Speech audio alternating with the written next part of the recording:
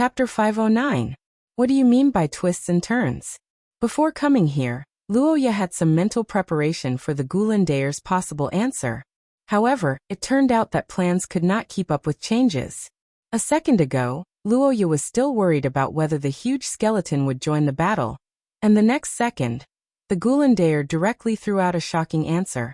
Looking up at the tall giant under the setting sun, Luoya's golden eyes widened. He was surprised by this answer, and was speechless for a while. At the same time, many questions emerged in his mind. The strength of the savior was unquestionable, and it might even be unimaginable to others. Although the Gulandayer was powerful, he was still just a god after all. How could such an existence be defeated?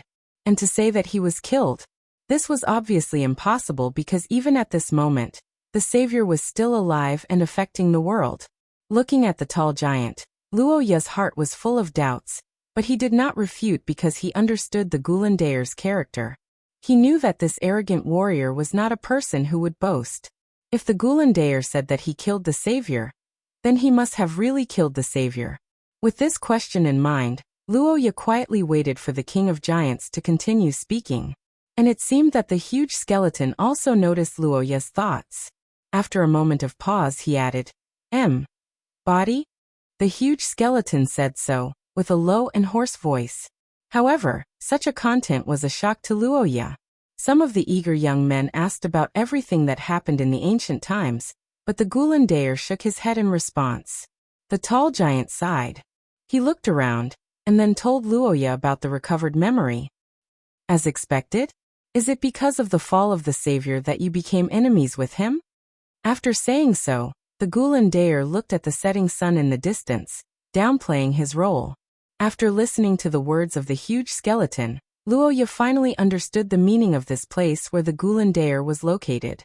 Buried under this land were the skeletons of the giants, and the Gulandayer was the king of giants. In the past, Luoya thought that what happened here was a rebellion, and the Gulandayer also died in the rebellion. But now, it seemed that this was not the case. With only the strength of a race, they defeated the unimaginably powerful savior. Even if it was only his body, it was absolutely a miracle.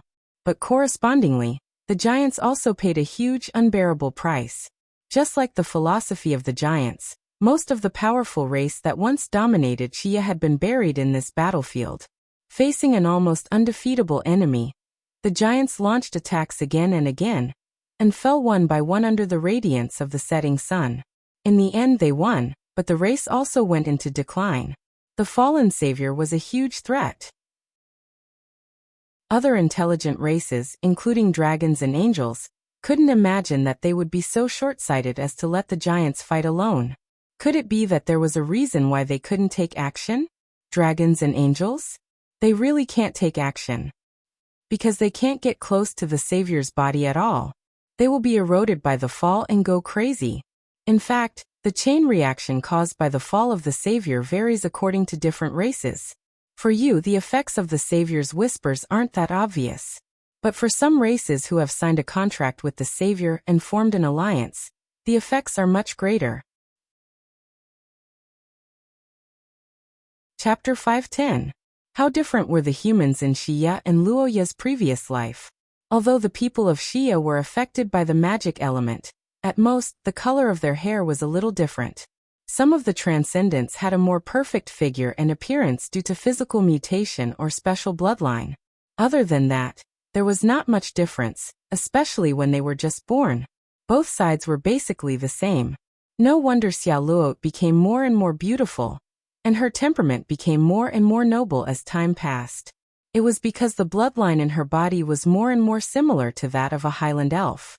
In Luoya's previous life, the process of pregnancy was the combination of sperm and ovum, forming a fertilized egg and developing into an embryo.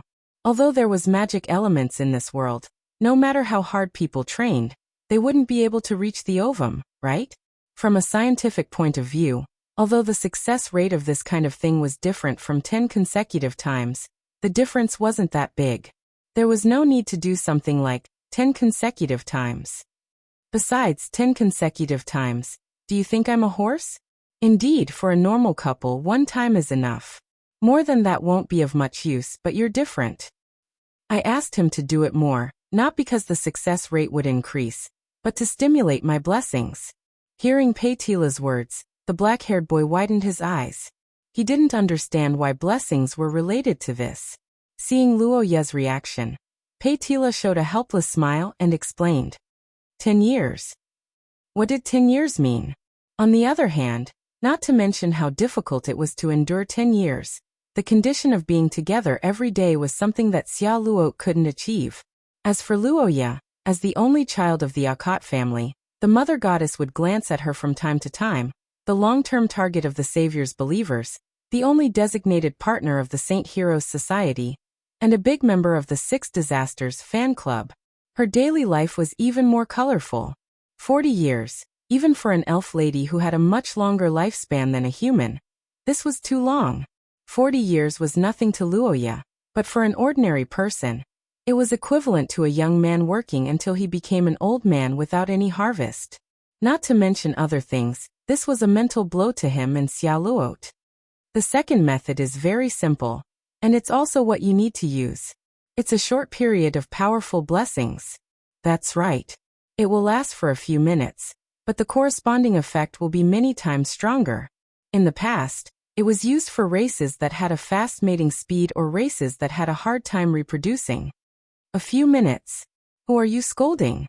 Luoya recalled the approximate time of their last meeting, and wanted to speak with a conflicted expression. However, before she could say anything, the reddish-brown-haired girl beside her blushed and opened her mouth. As she spoke, the young lady recalled the numerous times she had fainted. She couldn't help but look at Luoya. When their eyes met, the elf lady hurriedly turned her face away and lowered her head shyly. Peitila also expressed her understanding. You mean to say? The golden snake turned to look at Luoya, whose eyes were wide open, and explained with a smile, it's possible. I didn't expect it to work like this. The strength of the effect is ordinary. After listening to Mother Earth's explanation with a smile, Luoya was dumbfounded. However, he immediately perked up. On the other side, the reddish-brown-haired girl was also a little excited. That Lord Peitila, may I ask when this blessing will take effect? Peitila said and gestured to Luoya. The black-haired young man closed his eyes and sensed for a moment before confirming Mother Earth's words. However, what Luoya didn't expect was that Mother Earth's parenting gift package wasn't finished yet. King's Selection Blood, Highland Elf Bloodline, and Mother Earth's blessings at birth? This treatment was much better than Luoya's. Furthermore, the Highland Elf Bloodline's gem curse was strictly of the Earth attribute. It was a seamless combination with Peitila. The black-haired young man's cheeks twitched as he thought about this perfect match. On the other side, the reddish-brown-haired girl had already started thanking Peitila profusely. All right, that's all I'm in charge of. The rest is up to you guys. Dear, has Lord Peitila left? Then shall we begin? The effects and whatnot. We must give it a try. Indeed, we should give it a try. 7 to 8 hours had passed since the conversation with Peitila. In order to test the Mother Earth's blessing, the black-haired young man and reddish-brown-haired girl began their union without even eating dinner. Perhaps because of the hope of conceiving a child, Xia Luot acted out of character this time, and persisted for a long time. Reaching out to touch the teeth marks on his shoulder, the black-haired young man couldn't help but think of the elf lady's adorable appearance when her body trembled, but persisted in being intimate with him. Under the young lady's efforts, Luoya succeeded as Peitila said and drew 10 times in a row. Looking at the young lady behind him who was sleeping soundly on the bed and sweating profusely, Luoya's eyes couldn't help but flash with pity. He sighed inwardly that he was too reckless this time. Even if it was for the child, he couldn't be so reckless next time. After all, compared to the fruit of love that he hadn't even seen, Luoya loved Xia Luot more. As the gemstone necklace fleet moved forward, Luoya and the others were getting closer and closer to Luo Chet. As the young man and girl returned to the civilized world, they had to consider some things such as where to go next. Although Luoya didn't go to the front line, the influence he caused seemed to be much stronger than fighting the mutants on the front line. Just his existence alone attracted many monsters and cultists. The effect of this was even greater than the effect of thousands of troops. This time, Xiao Luo's change. If he didn't discover some clues in the academy, the young lady would have died in the hands of the 6 disasters. This wasn't the first time such a situation happened to the young lady beside Luoya, and it was likely not the last time. Before dealing with the cultists and the 6 disasters, I shouldn't go to the front line. First, it was the memories of the ancient Gulandair, and then it was Peitila's unique blessing for the young lady. One after another, Luoya was a little overwhelmed. After recalling today's experience, Luoya naturally thought of the remaining one of the 3 ancient gods. Thinking of the white-haired, red-eyed witch queen, the black-haired young man couldn't help but mutter to himself. Ever since he got together with Xiao Luot, Luoya, who took care of the young lady every day, rarely communicated with the ancient gods. This battle was originally an opportunity, but because of the special nature of the Lord of the Dead Tide, Luoya didn't dare to let Peitila and Altacia fight, so the 2 sides didn't meet. Now that Luoya's body had recovered a lot, there was no situation where the connection couldn't be connected, so the reason why the channel was disconnected seemed to be the witch queen herself. But why did Altacia do this? Perhaps she was angry because she didn't look for her for so long? Gazing at the moon in the sky, the black-haired young man drank alone under the moonlight. Thousands of miles away in Akkad territory, under the same moonlight, the silver-haired young lady was reading the letter in Luoya's room. Annihilating the 6 disasters was no doubt a matter that could greatly inspire people, and should be publicized on a large scale. Reading such a letter, the silver-haired young lady couldn't hide her excitement. But unlike the others, the young lady's excitement didn't come from the honor that belonged to the Akkad family, but also from another reason. Saying so, the young lady stood up, looked at the maid beside her, and ordered without hesitation, "Let's go. Let's go to Rose." Chapter 511. The physique of Transcended was very strong. This was the common understanding of Shiya's human beings. This understanding was not only in combat, but also in daily life. The difference between bloodlines could be said to be unimaginable. For example, in terms of physical strengthening, Gelt with the giant bloodline completely beat everyone. Wilhelmina with the dragon bloodline also had a strong body that was difficult for outsiders to match. But on the other hand, Stuart and Xiao Luot were more pitiful. It was just a pity that the elf lady could use this convenient curse vessel to fight outside, but in the battlefield of love in the room, she could only abandon her armor and be utterly defeated. Although it was said to be a meal together, the posture of the 2 was not very formal, sitting opposite each other this time. Instead, it seemed to return to the time when the girl was seriously ill more than half a month ago. Xiao Luot leaned on the boy's chest, and Luoya carefully fed her. In such a situation, the 2 naturally didn't want to play before returning to Rosetta. In fact, they were forced by the situation. As for the specific reason, it was Xiao Luot couldn't stand up by herself. When she got up this morning, the brown-haired girl couldn't get up, as if she didn't have enough sleep because of last night's messing around. After barely getting up, she covered her abdomen with her hand and looked shy. 1 second, remember the elf lady, who had experienced a night of fierce battle, expressed such feelings with a flushed face. Luoya, who saw this seductive scene, couldn't help but widen his eyes. His heartbeat accelerated for a long time, and it was difficult to calm down.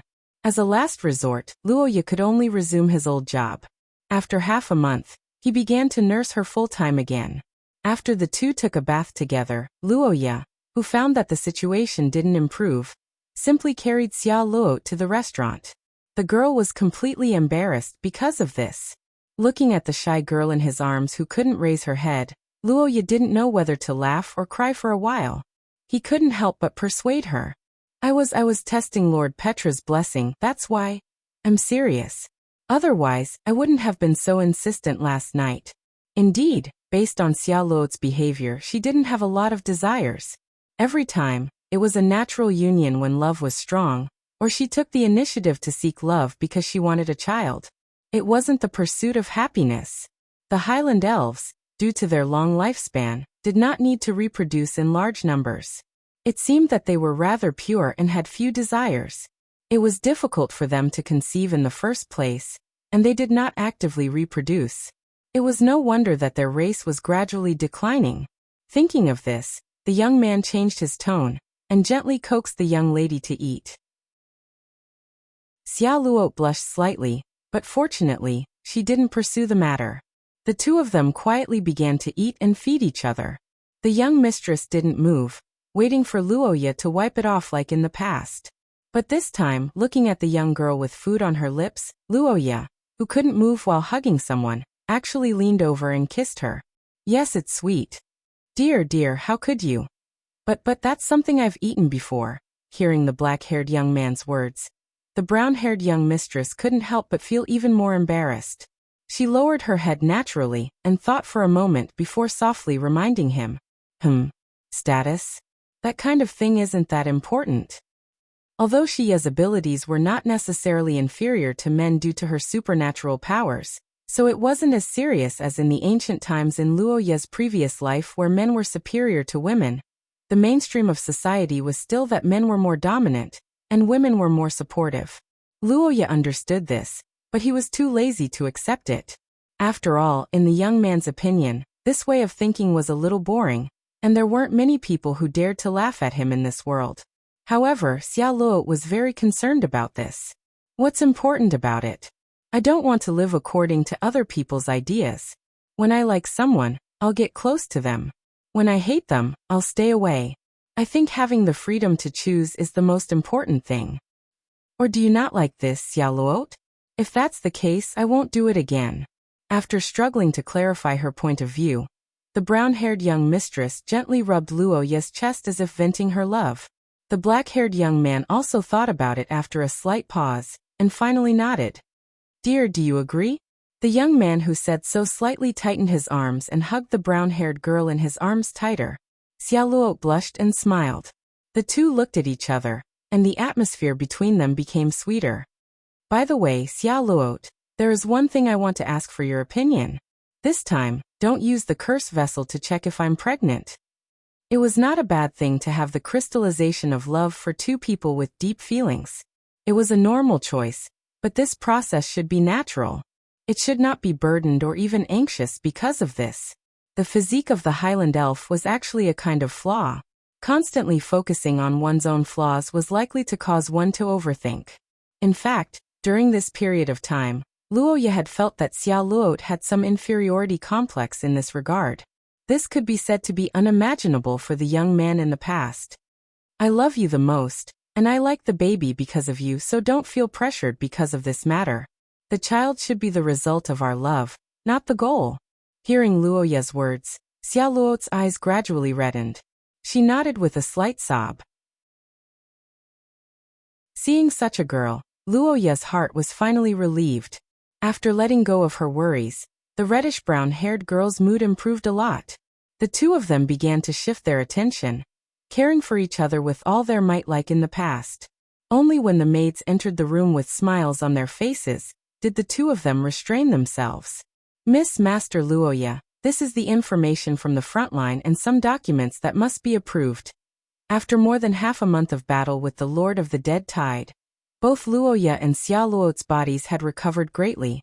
Under the full treatment of the Rossetti Medical Group, the daily life of the two was no longer a problem. It was precisely because of this that the heavy burden of work once again pressed on their shoulders. Although the sudden work interrupted the sweet atmosphere of the two, neither Luoya nor Xia Luo complained about it. Instead, they treated these documents very seriously. The reason was very simple. The two had not been in contact with the outside world for too long. In this way, the two of them spent more than a month in their own world, as if they were on their honeymoon. Now that they were about to return to Rossetti, it was time to understand the world's situation. First of all, Luoya was most concerned about the Eastern Defense Line, which was related to the fate of the entire human race. After the Tuk Fortress incident, Ka Dia had been appointed as the deputy commander of the Eastern Defense Line. The black-haired young man had always been very sensitive to relevant information, and this time was no exception. The frequency and intensity of the conflict had decreased. This naturally wasn't because of the mutants' love for peace, but because of the weather. When it was comfortable to fight, it was completely up to the flow. and it was obvious that winter wasn't very comfortable. In winter, the conflict between the two sides would decrease. This kind of situation happened almost every year in history. After confirming that there were no major incidents in the eastern defense line, Luoya saw another report about the Saint Heroes Society in Rossetti. The performance of the support troops led by Master Andrew this time was somewhat unsatisfactory. Due to the distance, they couldn't catch up with the battle between Luoya and the Lord of the Dead Tide. In order to make up for this mistake, Andrew and the others used all their forces to hunt down the cultists, and they finally had some results recently. The Saint Heroes Society had been struggling at death's door for many years. It would be best if they could take this opportunity to get rid of it. If not, it would be a good thing to deal a heavy blow to them. With this thought in mind, Luoya smiled and nodded. He felt that this was one of the best reports he had seen in recent years. However, what the young man didn't expect was that this thought only lasted for a few seconds before it was broken by new news. Chapter 5:12. Ever since he was young, Luoya Akit had never won a battle without doing anything. There were millions of Shia cultists, and half of them had their eyes on Luoya. Although most of them were useless and could not break through the double protection of the Vatican and the Akit family, the remaining believers of the Savior and the Saint Heroes Society posed a great threat. Both Roy Akit and Vincent Akit of the Akit family were lone wolves, and they did not join forces with any other forces. It had always been the Akit family fighting alone, until there were only two of them in this generation. Luoya had no choice but to drag Heathcliff and the Serofia family into the car. Originally, Luoya thought that this time, Luoya felt that it was better than New Year's Eve news that Luo Chet's side had been enlightened. However, before he was ready to celebrate this great victory, the next piece of news was even more shocking. For a moment, Luoya was in disbelief. The source of this information was the dean of the academy, Antonio. Or rather, it was a special task force set up by the higher-ups after the attack on the Lillian investigation group. Their specific duty was to hunt down and annihilate the believers of the Savior in the human world. After half a year of hard work, they had a major breakthrough. To be honest, the result of this battle was a little awkward. However, for Luoya, who had seen the collector's methods, it was very realistic. Remember it in a second. Although there was no news of another battle, Luoya was very excited even though he had only confirmed the collector's location. After all, the collector could be said to be the cultists who posed the biggest threat to the Akit family. Originally, Luoya thought that Shia was the only cultists, but it turned out that Shia was the only cultists. This sudden surprise surprised Luoya. However, after being happy for a while, the black-haired young man picked up his cautiousness and began to think about possible accidents. Unlike the passionate gaze she gave to Luoya, the Mother Goddess was generally too lazy to respond to the prayers of the Saint Heroes Guild. She did not even look at them, and the cultists could do nothing about it, so they could only turn their attention to the 6 calamities. This time it was Lo She's elite team that went to attack them. As a team that used Gem Curse as their main means of attack, there was no doubt that they had some restraining effect on the Saint Heroes Guild. It seemed that there was no need to worry too much, unless there was one possibility, which was that the Saint Heroes Guild would release the 6 disasters, egg, and die together with them. The recent 6 calamities were different from other historical periods. They had all been activated. Even the seal of Luoya's ancestor, Kaldos, could not trap the Lord of the Dead Tide. It was hard for the young man to imagine that Sheng Jie had a method that could surpass Kaldos. On the other hand, they probably did not dare to do so. It was obvious that it was almost impossible. After confirming this, Luoya focused all his attention on the collector. Priest's example could be said to be the most typical example, and it was because of this that Luoya had always been unable to judge the strength of the Savior's believers. After all, they were likely to be lurking in the crowd. However, one thing was for sure. Some of the old monsters that existed since the Second Era were astonishingly powerful, and they might have some special means. Luoya's expression was uncertain. If this incident was a trap, then it would be a trap targeting Dean Antonio, who was also an ally that Luoya could not afford to lose. Among the current source rank 1, Old Man John had always been in the holy capital to stabilize the people.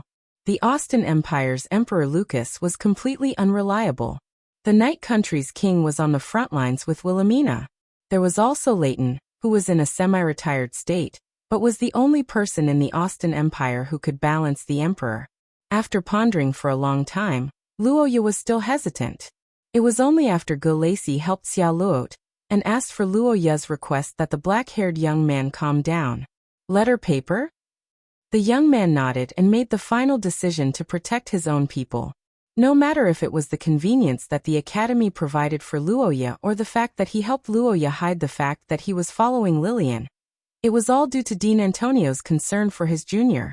Now that the white-haired old man might fall into a trap, how could Luoya allow Antonio to take the risk for his own safety?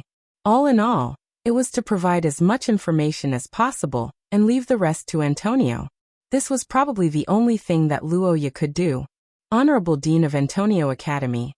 Due to Rose's geographical location being closer to the south, winter wasn't too cold and snowfall was relatively rare. The light snow that started this morning didn't last long and stopped at noon. After the light snow, the weather cleared up quickly. The afternoon sun shone on one's body, and even though it wasn't warm, it made one feel carefree. It wasn't because the servant girl wasn't attentive enough, but because there were only Luoya and Xia Luot left in the study room. Since one of them was done, there was no need for Gu Lacey to guard the room.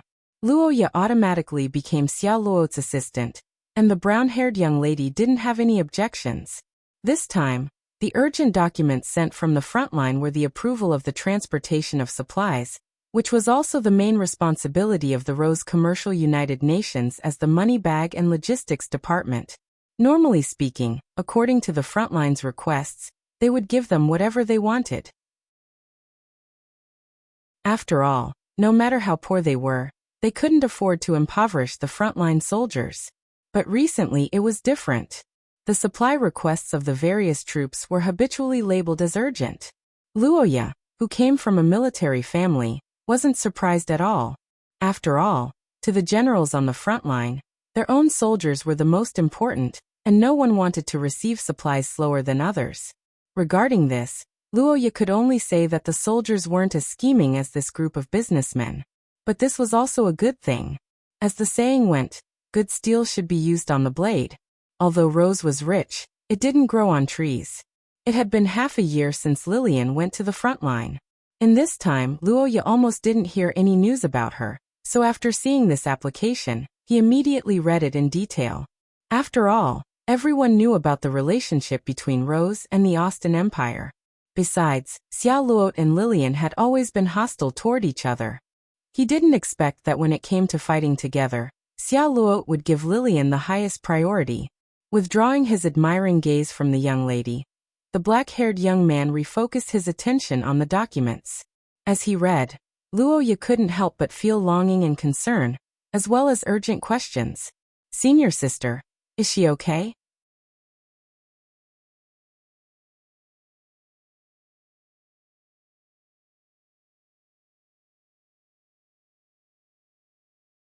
One person, half a year. Be it in terms of numbers or time, it could be considered a small variable. But what no one expected was that the arrival of the new commander, Princess Lillian, completely changed everything. If the merchants were willing to sell their lives for 3 times the profit, then a victory with less than 1/10 of the casualties was enough to drive the soldiers of Noise Fortress crazy.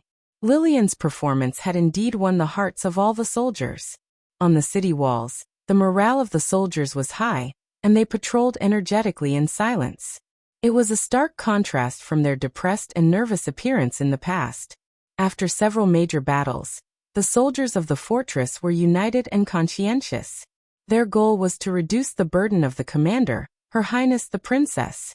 At the highest point of the fortress, in an exquisitely decorated and classical room, the black-haired young lady sat on the seat and gazed at the food on the table in silence. No one knew what she was thinking about with her purple pupils. On the other side of the table, the head maid, Audrey, gazed nervously at Her Highness the Princess, waiting for her to take action. Audrey clenched her fists slightly. After a long while, the black-haired, purple-eyed young lady finally moved. She picked up the cutlery in front of her. Chapter 5:14.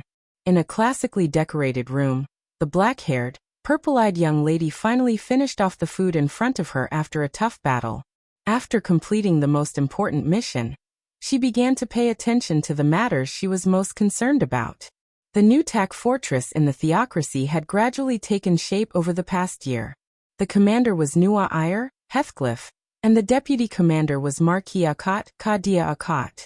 In order to stabilize the nation's emotions, Nua Iyer, as the princess, had to take the lead and lead the troops into battle. Kadia became the assistant. Regarding this, neither the military nor the civilians had any objections. This also showed the church's stance on the front lines of the Holy War. If Kadia were to return to the country, he would definitely visit the Akat family. After all, the Human Alliance would launch a major attack in the coming spring. This would be his last chance to return home. And now that it was the holidays, it meant that Kadia would definitely see Luoya. Your Highness, I've confirmed that Marquis Akat will be returning to the theocracy of Saint Maester to report on his work, and will set off in a few days. Half a year ago, the brown-haired maid knew nothing about the man who had impregnated Her Highness out of wedlock. But after spending half a year with Lillian, Audrey couldn't help but notice some clues. Among them, the son of Marquis Akate of the Saint Maester theocracy, Roha Akate, was the most suspicious. Audrey was having a headache over this situation. If the father of the child in Lillian's stomach was a noble of the Austin Empire, it would be slightly beneficial for the young lady. But if the father was a noble of the Saint Maester theocracy, the support of the people for Lillian would plummet. With this thought in mind, the maid lowered her head and waited for Lillian's orders. On the other side, the black-haired, purple-eyed young lady revealed a conflicted expression. After arriving at the border, Luoya had completely lost contact with Lillian. The only thing he could think of was to write a letter to the academy or the Akat family. But this action was undoubtedly suicidal for the young lady who was still under suspicion. One of them was naturally the ace agent who had been helping Luoya and Lillian, Paul Ackman. As the illegitimate son of the Austin Empire, Paul had the possibility of going to the front lines to meet Lillian, and returning to the academy to meet Luoya. Moreover, his reasons were sufficient and there was almost no risk of him being targeted. The two useless good-for-nothings were afraid that the illegitimate son would go to the front lines and establish a career to push back into the country. Lillian was well aware of this, but it was also because of this that the chances of getting in touch with Paul became slim. The Akat family had very few members. Even after 2 generations, there were only 2 of them. They were already on the verge of collapse. During this period of time, Luoya had been assassinated by the fallen more than once. Under such circumstances, the family didn't have a 3rd generation yet. Kadia was probably extremely anxious. That was why even if Lillian was pregnant with an illegitimate child, she wasn't afraid to tell the head of the Akat family. The young lady wasn't worried that Kadia wouldn't believe her. If Kadia knew that Lillian was pregnant with Luoya's child, he would definitely find a way to inform the young man no matter what. He might even provide protection for Lillian at a critical moment. But the problem was that Lillian's contact with Kadia was still very dangerous, even if it was a formal military exchange. Audrey, when will the 3rd batch of reinforcements from the scholar country arrive? Half a year, huh? Lillian remembered that when she was with Luoya, the young man did mention that teacher Chris used to be the junior of Luoya's father, Kadia. She had been in love with Kadia all these years. Previously, she even paid a visit to the Akat family in order to meet Kadia. Unlike other classrooms with hundreds of students, Chris's classroom only had Lillian at the front lines. She was also Chris's favorite student. In such a situation, the beautiful red-haired teacher would definitely come to check on the situation. This would be the best opportunity for Lillian. After thinking about all this, the young lady stroked her stomach. Her expression gradually softened.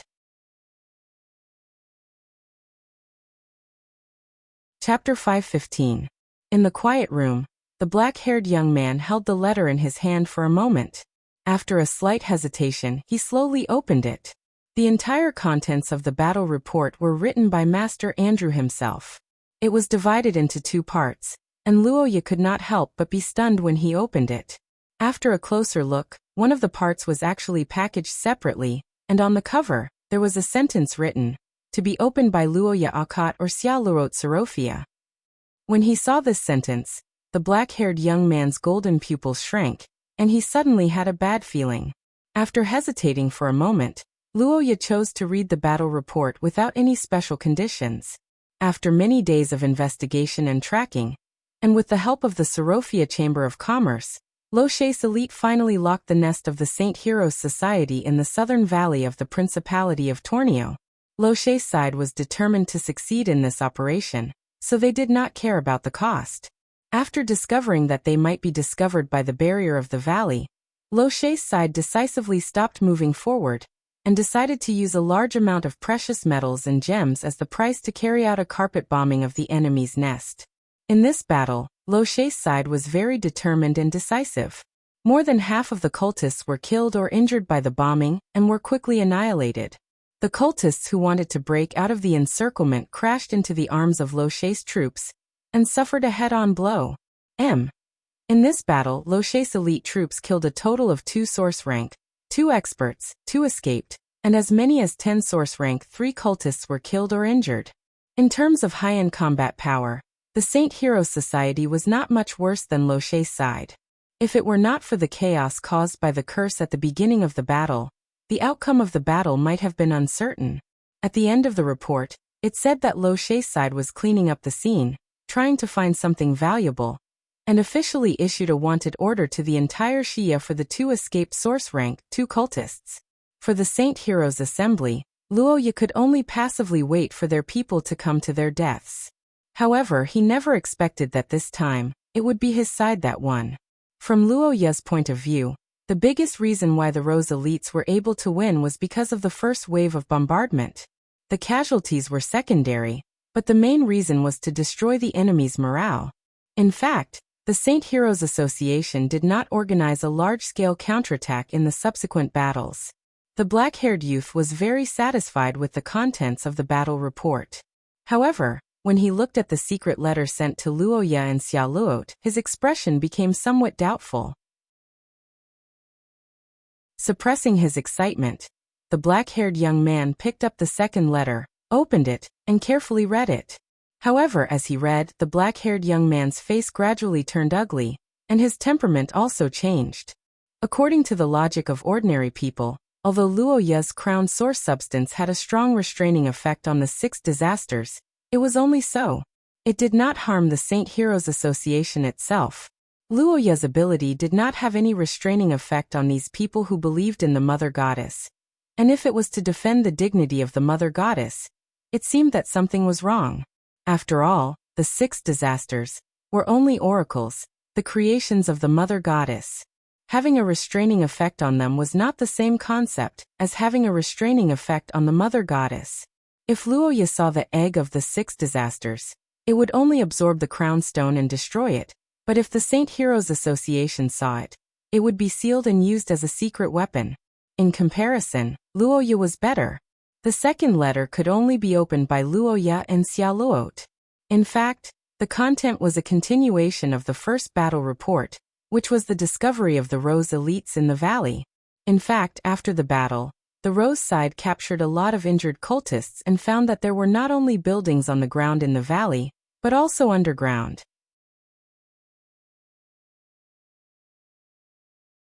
Chapter 5:16. The human body often has different characteristics under different emotions.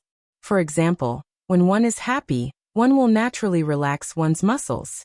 When one is sad, one will easily feel cold all over. These are all subconscious actions and also an instinct that is difficult for humans to control. When she was asleep, Xiaoluot felt a curse power fluctuation that belonged to Luoya that she had never seen before. It was a curse power fluctuation that contained great anger and sadness, but also mixed with some indignation and sadness, like a sigh.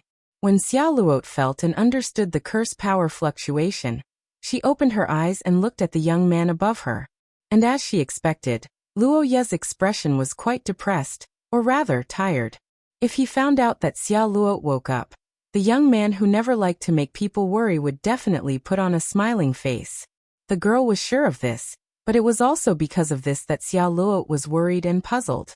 Thinking about this, Xiao Luo hesitated for a moment and greeted the young man. You're awake? How did you wake up so fast? It hasn't even been an hour. How about you sleep for a while more? You still have work in the afternoon. Looking at Luoya, who forced a smile and cared about Xiao Luo and wanted the girl to continue her afternoon nap, the red-haired girl fell into silence. After a while, she said calmly, Xiao Luo. After staring at the surprised Luoya for a long time, the girl raised her hand, stroked the young man's cheek, and asked softly again.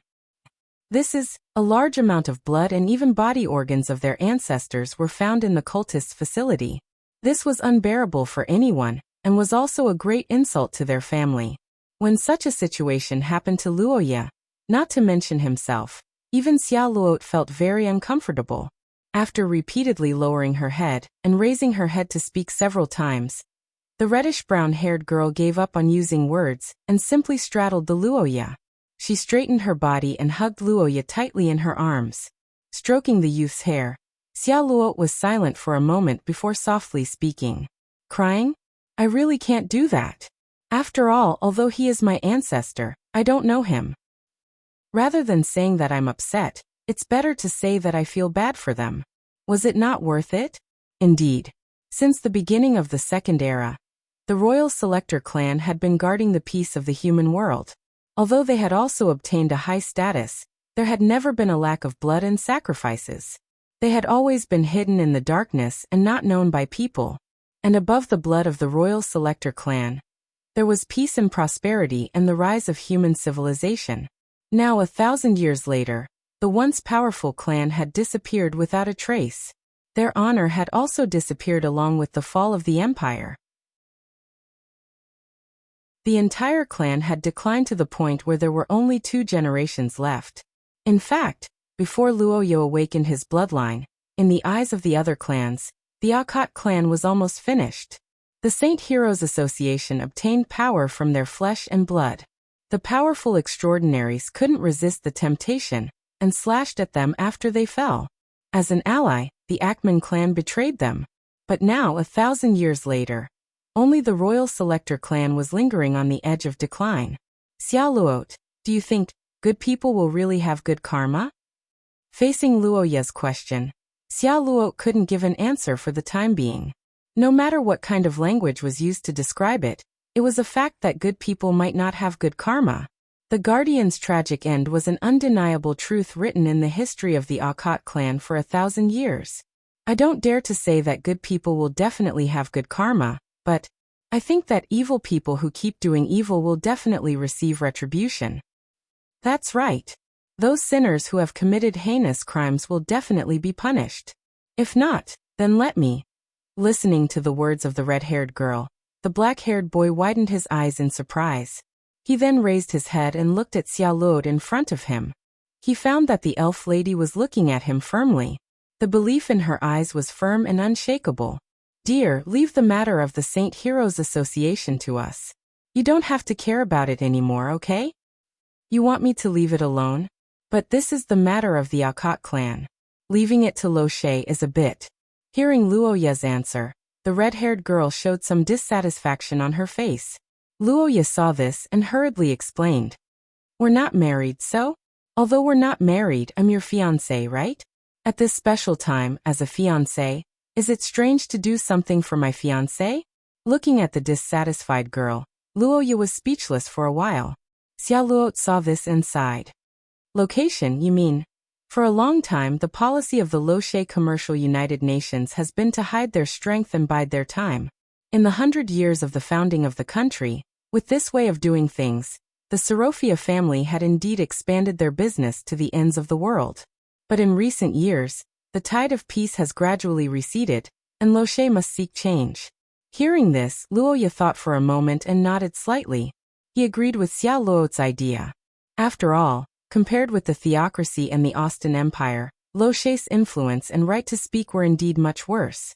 If this was the case, then the Saint Heroes Association could indeed be handed over to Lo She. It would be bad for the Akat clan to intervene. Huh. What did you forget? Grabbing Luoya's cheek, the red-haired girl pouted and said so in a huff. Luoya couldn't help but widen his eyes slightly. Well, you're right, but it's not just the Saint Heroes Association, there's also the group of fallen. The problem that Luoya was sad about belonged to the past. It was something that Xia Luo couldn't touch in any way. It belonged to the sad part of the Akat clan.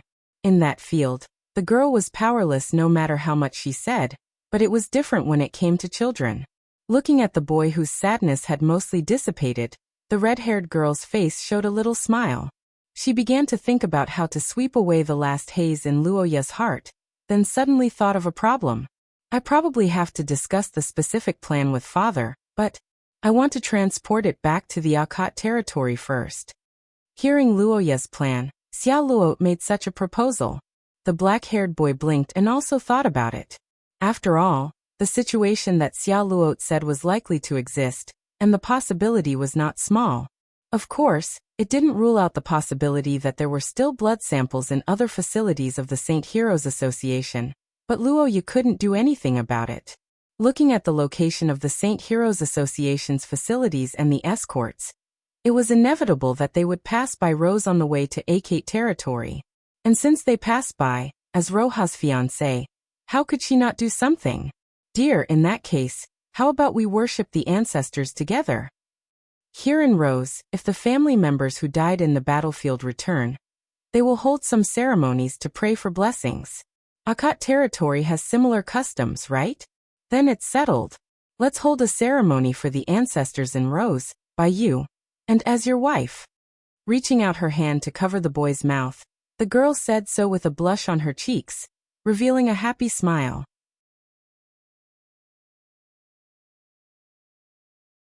Chapter 517. Rose's ancestral sacrifice wasn't an ordinary ritual. Instead, it was a rather grand and solemn event. Perhaps it could be said that it was exceptionally important to the family and had a strong family nature. On this day, the family members had to personally welcome the deceased outside the city and bring the remains to the shrine dedicated to the primordial goddess Xia. After a grand blessing ceremony, the deceased would be allowed to rest in peace. Then, the closest family member would send the remains to the burial ground and lay them to rest. As a matter of fact, not only Rose, but the nobles of nearby countries would also come here every year in hopes of praying for the blessings of their ancestors at Xia's shrine. However, the owners of the shrine, the Sorofia family, rarely participated in the ceremony, let alone the owner of the shrine, Xia Luot. It was apparent that as the descendant of the king's selection bloodline, Luoya had to participate in the ceremony. However, it was too difficult for one person to complete the ceremony. At least two people were needed. And this was exactly what the red-haired young lady wanted. Although Luoya and Xia Luo didn't need such a compulsory guarantee, it was different in the eyes of others. Or perhaps, the young lady wanted others to recognize her identity, such as Luoya's father. Remember in a second. Xia Luo was excited at this thought. Her emerald pupils were filled with determination. Upon seeing this young lady, Luoya revealed a helpless smile.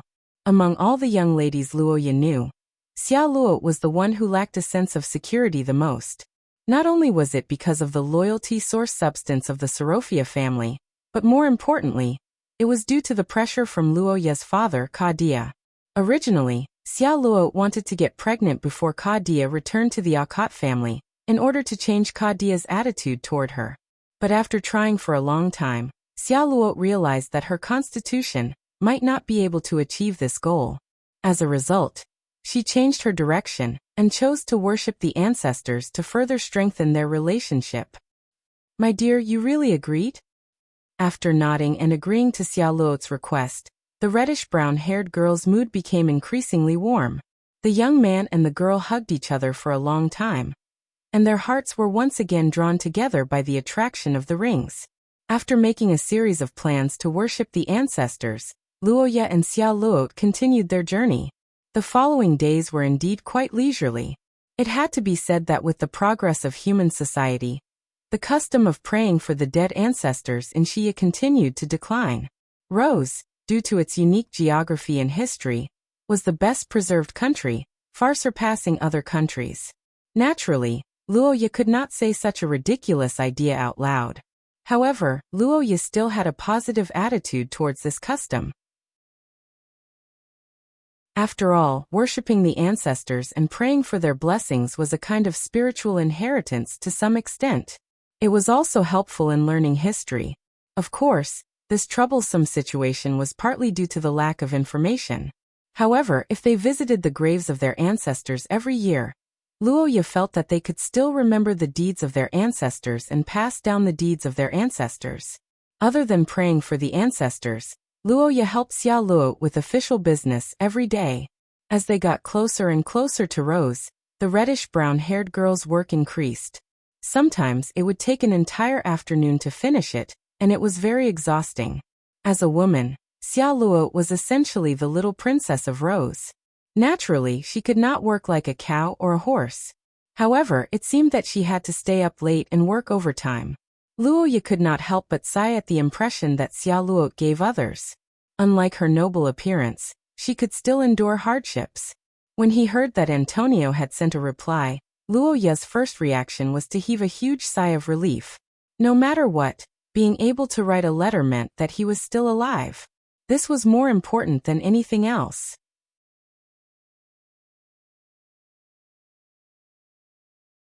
Chapter 518. Ai Lizzie Akate, in Rose, was the name of the adopted daughter of Marquis Akate, who was in charge of the neighboring territory.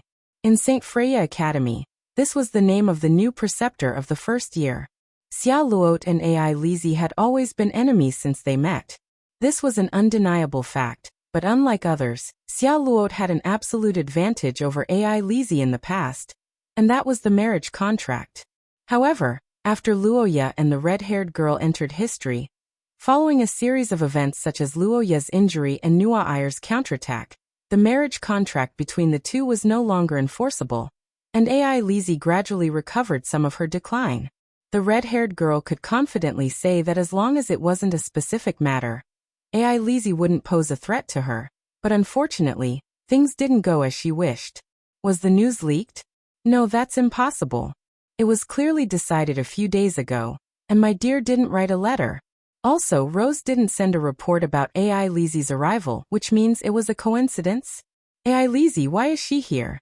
No, after I was injured, I was afraid that Ai Lizzie would be worried, so I didn't write a letter to my family. Hearing Luoya's words, the red-haired girl fell into silence and looked forward with a conflicted expression. As the convoy gradually approached, the reunion between the two sides officially began. Overall, the performance of the parties in front of the city gate was considered calm. First, it was the meeting between the reddish-brown-haired young mistress and Bruce. This part was rather touching. Seeing that his daughter was fine, Bruce's eyes welled up with tears, which was rare for him. Charlot was also affected by her father's tears. Before this, the black-haired boy had also met Bruce a few times. In his impression, Bruce had always been the representative of calm and steady, with a bit of Kadia, a veteran noble who didn't show his emotions on his face. And on the other hand, during the period when Xia Luo was sick, Bruce seemed to be deeply tormented because, strictly speaking, Bruce was the first to come into contact with the curse of the Lord of the Dead Tide, and Xia Luo was implicated. Luoya, as a father, I sincerely thank you for bringing my daughter back. Facing Bruce's praise, the black-haired boy smiled and gave such a reply. Bruce's eyes widened slightly, and then he couldn't help but take another look at the girl beside him. Xia Luo's face also blushed slightly. Although Bruce had never tasted the fragrance of free love in his life, his intuition as a father still made him aware of the changes between the two of them. As for his attitude toward this, for the time being, putting aside the strength that Luoya had displayed and the achievements that she might achieve in the future, Bruce also hoped that Luoya would fulfill the engagement because after a few years of observation, Bruce had discovered that Xia Luo might only have Luoya in her heart in this lifetime. Ka Dia wanted the next generation of the family, and Bruce, who was also a middle-aged man, wasn't far behind. Xia Luo was the only one with the atavistic bloodline, and her children would also be the focus of the entire family. But fortunately, the two middle-aged men couldn't say anything in public. After listening to the gratitude, the black-haired boy also began the process on his side.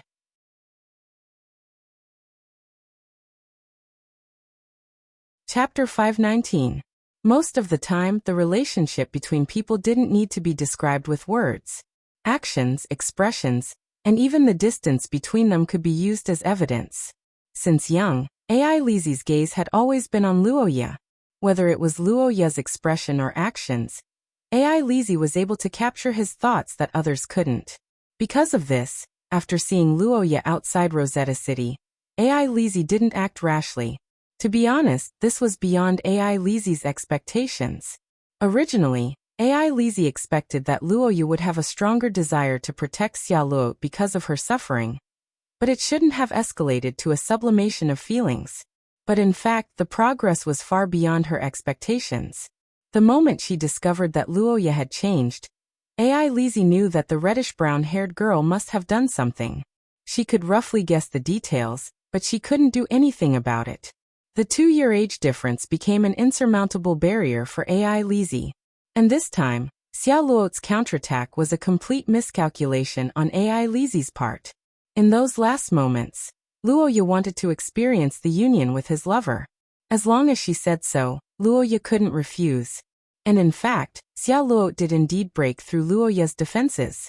Remember in a second, just as Luoya was 100% sure that Ai Lizi would miss him, the silver-haired girl also completely believed in Luoya's feelings for her. After not seeing him for so long, Luoya must have a lot of things to say to her. And deliberately keeping a distance made Luoya subconsciously start to care about Ai Lizi. Originally, Ai Lizi took the initiative to leave Akat territory to go to Rosetta City to see Luoya. But now she couldn't contact him. This was simply putting Ai Lizi's heart in a pan of oil. It was a complete torture. Are you thinking of me? Elder brother. 2 hours had passed since the end of the banquet, and it was already midnight. At the end of the year, the stars and the moon shone in the sky, making Rosetta City, which had already entered winter, a little colder. However, in the hotel room, under the reflection of the fire, the two were full of warmth. Luoya originally planned to rest for the night and not interact with Ai Lizi. However, he didn't expect that Ai Lizi would appear in the carriage, catching the black-haired young man off guard. At the same time, some strange thoughts surfaced in Luoya's mind. This kind of precise landing. Even if there is a special spell, it is impossible to be so perfect without practice, right? However, the interior of the carriage could be considered a private room to a certain extent, so it was better not to do such things. As for Ai Lizi's question, Luoya had nothing to hide, so after being slightly surprised, she spoke the truth. It's not someone else's carriage. I'll only come if it's Big Brother's carriage. Hee Big Brother, did you miss me? So that's why. Is it because we haven't talked before? That's part of the reason, but it's mostly because we haven't seen each other for a long time. I'm sorry for letting you go home alone for so long. Looking up at the young man who softly apologized, Ai Lizi slightly widened her eyes, not knowing what to say for a moment. Ai Lizi was very disappointed that her first year ended in such a way, but after receiving the young man's apology, this matter was nothing to the silver-haired girl. In Luoya's room in the hotel, the girl unfolded her silver hair and handed it to the black-haired young man to take care of. Seeing this, Luoya picked up the comb beside him and began to comb Ai Lizi's hair. One of the reasons was naturally religious. Legend has it that in ancient times, the primordial goddess placed her hand on the top of everyone's head to bless them. Therefore, the top of the head was a place that others could not easily touch. In fact, until now, the Vatican also advocated this. Because of this, Shia allowing others to comb her hair was a sign of complete trust. And for a girl to allow a man to comb her hair was even more profound. No, I want this. Big brother. Needless to say, since coming to Shia, Luoya had seen many different hair colors, but Ai Lizi's silver hair had always been the most suitable hair color for Luoya. Not only was the color bright, but more importantly, it perfectly matched the girl's white skin. But before the young man could start his homework, his hand was suddenly held by the silver-haired girl. No, I can't do that. Don't say things that can easily cause misunderstandings. While picking up the comb beside him, The black-haired young man stretched out his hand to comb the girl's hair. And following Luoya's actions, AI Lizzie also narrowed her eyes and revealed an expression of enjoyment. What's going on? Wasn't I just combing her hair? Life energy. This was nothing new to the black-haired young man. But this time, AI Lizzie's move was different. It wasn't a concentrated injection, but after her strength improved again, the silver-haired girl could already blend it into the air and silently spread it around the room. AI Lizzie, you've really grown up. To be honest, when one's strength reached Luoya's level, it was very difficult for life energy to reach the level where it could affect one's consciousness. If the other party's willpower was strong enough, it was very likely that this effect would be forcibly removed. And Luoya, who had experienced many hardships, had the most tenacious willpower that AI Lizzie had ever seen. In the past, AI Lizzie always used life energy to stimulate Luoya's primitive desires. Although the effect was very obvious, it had to be said that this kind of method could only be used in one go without any after effects, and it was always seen through by Luoya, and the girl would be punished. The 6-Ya Luo couldn't stimulate Luoya's biological desires. The two of them must have been due to the sublimation of their feelings, and this seemed to be the correct way to woo her big brother.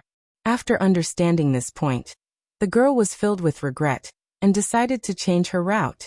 After making up her mind, AI Lizzie's expression gradually became heavy, and Luoya quickly noticed that the girl's expression was wrong. The young man thought that he had made a mistake, and after thinking for a while he probed. Hearing Luoya's words, the silver-haired girl shook her head and revealed a disappointed expression. After hesitating for a while, she opened her mouth and said, "Big brother, I want you to answer a question. Is AI Lizzie really useful to you?"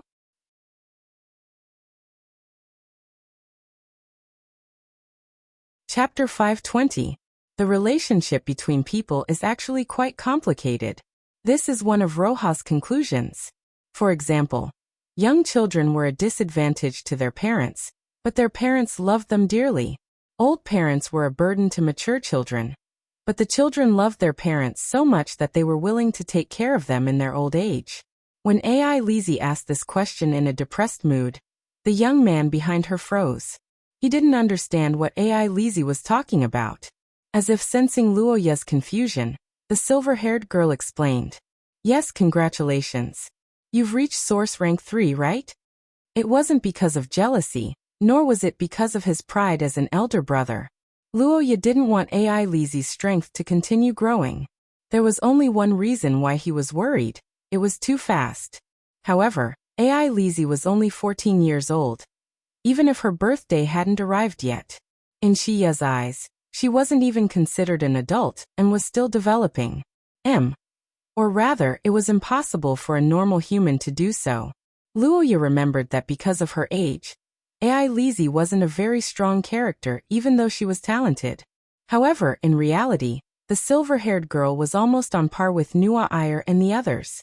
The black-haired young man didn't know the answer to this question, but there was no doubt that this matter would cause a sensation if it was made public.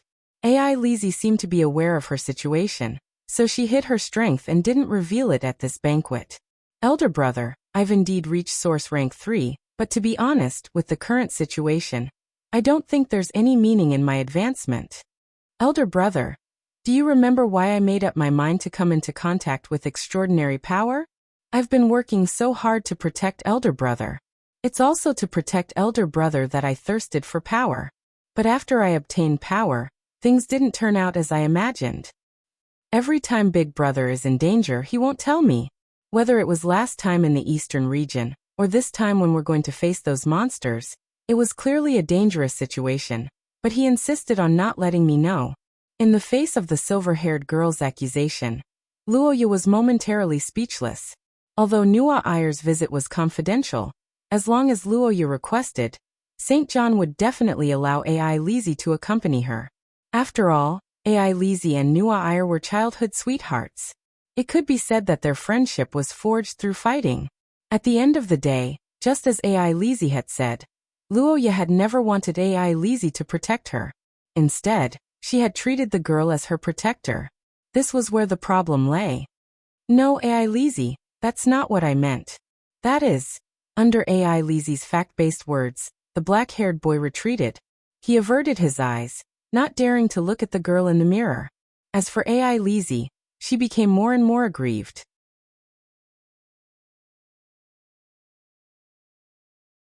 Chapter 521. As the cold winter gradually entered its depths, France started to become lively as it neared the end of the year. The merchants who couldn't do business due to the cold winter shifted their focus to the mainland and prepared to welcome the new year. As for the higher-ups of France, an unprecedentedly solemn ceremony was about to begin. In the exquisite and elegant room of the Hundred Birds Hall, a black-haired boy looked at the red-haired girl in front of him and lowered his head slightly as he carefully apologized. Opposite him, Xiao Luot had an expected expression on her face. "I'm sorry, Xiao Luot. I wasn't able to complete last night's matter." During the banquet last night, the red-haired girl already had a premonition that AI Lizzie was up to something. But for the siblings who hadn't seen each other for a long time, even Xiao Luot couldn't interfere, not to mention the two of them were living together. Xiao Luot understood AI Lizzie too well. She was a shameless person who dared to drug her brother. She probably directly rushed into Luo Ye's room again. "Dear, what about worshipping the ancestors?" Roland said. Xiao Luot, who had worked with AI Lizzie for many years, knew about her position in the Akot family. For someone like her who controlled the Akot family's intelligence network, it wasn't difficult for her to find out that the boy wanted to pray for the ancestors in France. The girl narrowed her eyes slightly as she prepared for a full-scale conflict and made up her mind to not back down. Before this, worshipping the ancestors together to confirm their status was a major matter in Xiao Luot's eyes. She couldn't allow any mistakes, even if it meant breaking off relations with AI Lizzie. After getting through the crisis together, Xiao Luot was like a wife to Luo Ye, and AI Lizzie was an irreplaceable family member. The two of them would definitely meet. However, it was worth mentioning that AI Lizzie and Xiao Luot both indicated that they didn't need Luo Ye's presence. This made the young man, who was worried about Luo Ye, stunned. As for AI Lizzie and Xiao Luot's doubts, they tacitly chose to remain silent. The black-haired boy naturally didn't know what the two girls were thinking, but it didn't affect anything. After Luo Ye left the Hundred Birds Hall, the meeting between the silver-haired girl and the young miss officially began. In the reception room of the Hundred Birds Hall, Xiao Luot Sorofia looked at the silver-haired girl in front of her without saying a word. Opposite her, AI Lizzie Akot was also silent. The two looked at each other for a few minutes without saying a word. In recent years, because Luo Ye had been cooperating with Xiao Luot in the construction of Akate City, the frequency of Xiao Luot's visits to Akate City had greatly increased. The number of times the two had fought openly and secretly was countless. "Miss AI Lizzie, now that things have come to this, I think we don't have to specially exchange greetings, right? The topic? If that's the case, then let me say it first. This time, I want to worship the ancestors together with Luo Ye, so please don't disturb us." "Miss Xiao Luot, are you mistaken? Although I'm an adopted daughter, my surname is still Akot. Then, as a member of the Akot family, isn't it obvious who should worship the ancestors?"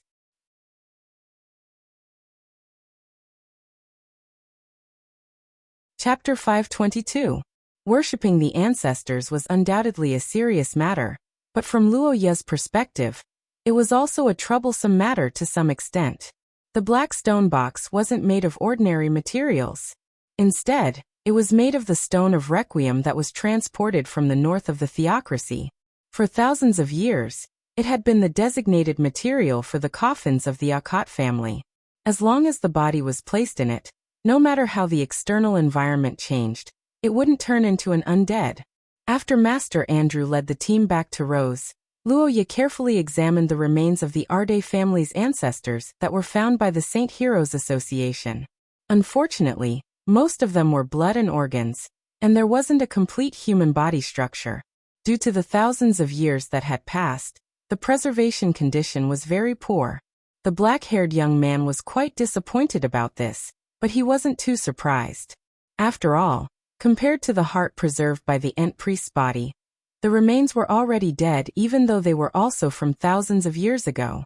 The Saint Heroes Association's demand for the blood and remains would never stop just because they were buried in the coffins. The two of them were almost 100% sure about this. In order to cut off the evil thoughts of the cultists, Luoya could only choose to dispose of these things in the temple of the goddess of origin.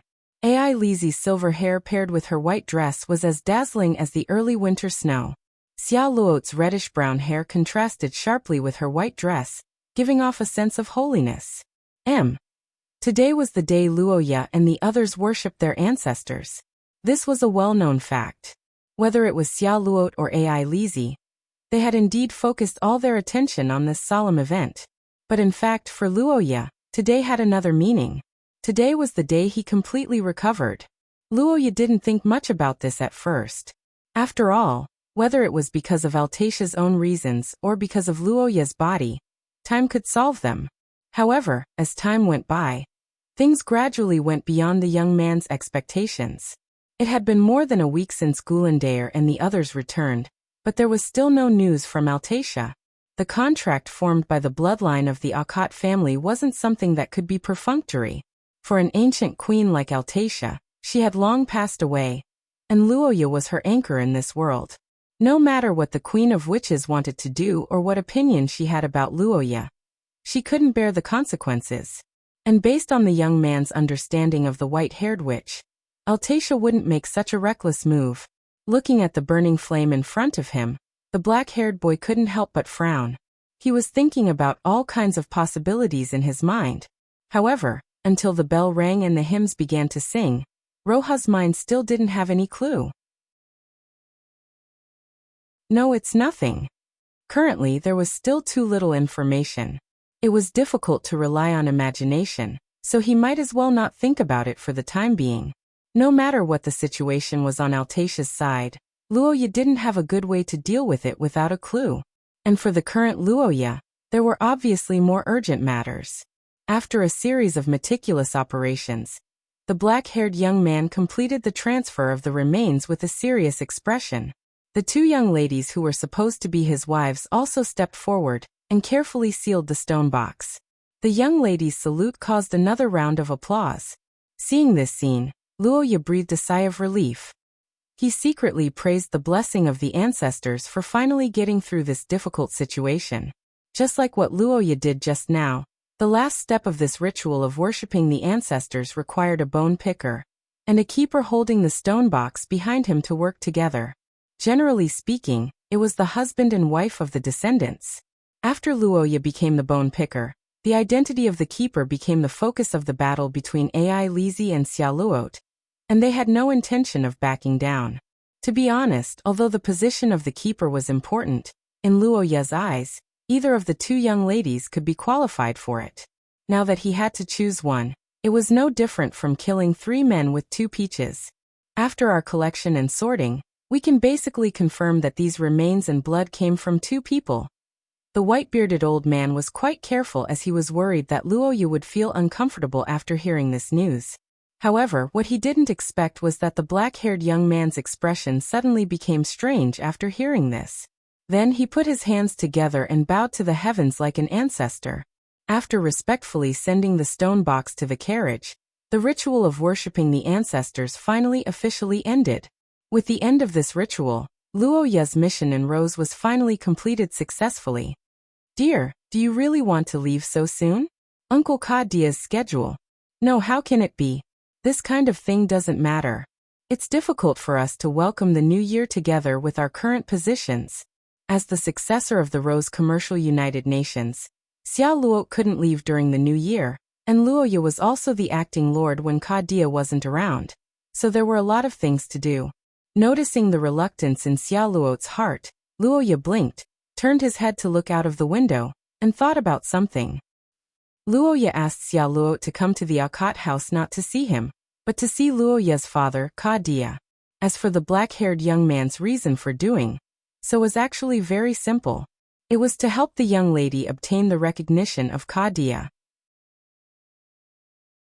Xia Luo, I know you are very uneasy, but don't worry, I will explain everything to my father. The young man turned his head, and his golden eyes were full of seriousness. Seeing such a young man, Xia Luo's emotions were a little emotional. She looked at Luoya for a long time and finally nodded with a red face. After agreeing to find an opportunity to go to the Akat territory after the new year and explain the situation to Kadia, the black-haired young man finally said his parting words in a reluctant atmosphere. Xia Luo nodded and sent Luoya all the way to the city gate. Accompanying him were many high-ranking officials of the Rose Commercial United Nations, including Bruce. For such a person to leave the Rose Commercial United Nations, sending him off was the basic etiquette. Not to mention this time Luoya also saved Xia Luot. This time Luoya and Xia Luot's journey was really too difficult and dangerous, but fortunately, in the end, relying on the trust and strength of each other, Luoya finally passed the hurdle and eliminated one of his greatest enemies. Everything else was secondary. The safety of the red-haired young lady was Luoya's goal. And after achieving his goal, in this turbulent era, parting was inevitable. Finally, am I going home? Thinking so, the young man recalled his recent experience and slightly breathed a sigh of relief. However, what Luoya didn't know was that in the distant north of the Austin Empire, a conspiracy had already begun.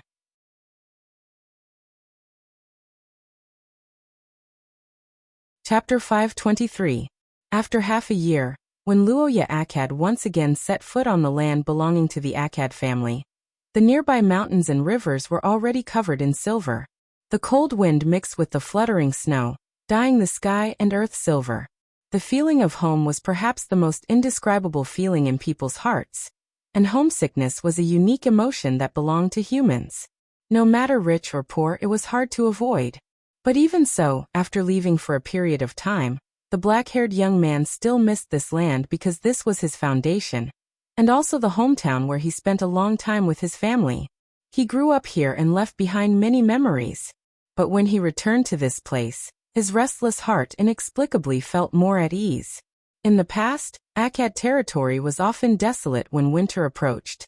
After all, to the people who were already living a difficult life, the cold winter was a major threat, and there was also the possibility of insufficient food. But after a few years of development, the southern part of Akkad territory was completely different. This kind of life and the past can be said to be heaven and earth. And as the life of the people got better and better, Roja's reputation also got higher and higher. Every time he passed by a village to resupply, he would be warmly welcomed, which was in sharp contrast to the other nobles who were cautious when they came. Big Brother is really popular, but are you sure you don't want to stay for a night? There's still time for Father's side, right? There's still time for Father's side, but we have to take a detour. I'm going to meet an acquaintance. As the acting lord of Akkad territory, Luoya could meet anyone in the territory with just a word.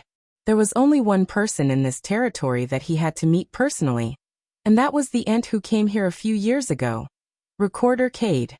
Cade's arrival was initially an invitation by Luoya with a one-sided attitude, but after arriving at Akkad territory, the giant Ent didn't just act as a decoration, but contributed to Akkad territory in his own way. Under the management of the werewolves, the monsters in the southern forest of Akkad territory were forcibly reorganized and brought under Cade's management. With the beasts wearing collars, the wolf infestation that had plagued Luoya for a long time was finally resolved. However, that wasn't the end of it. What Luoya didn't expect was that the Ents used their own racial ability and the flow of curse power in the veins to build a sensor net that covered the entire Akkad territory. As the lord of the forest who already had standing forces such as monsters and werewolves, once Akkad was invaded by enemy forces, Cade could cooperate with Luoya to form an army of monsters and attack the enemy day and night. Every year, it was Luoya's duty as the acting lord to take a look at Cade's safety. On the other hand, the black-haired young man also had a lot of things to say this time. If Luoya and Cade's relationship was similar to that of friends and partners, then AI Lizzie, who had an almost unlimited life force, was the Ent's object of respect. Every time he saw AI Lizzie, the giant Ent would prepare a gift for her. On the other hand, the silver-haired young lady was supposed to enter the mountains. Surprise?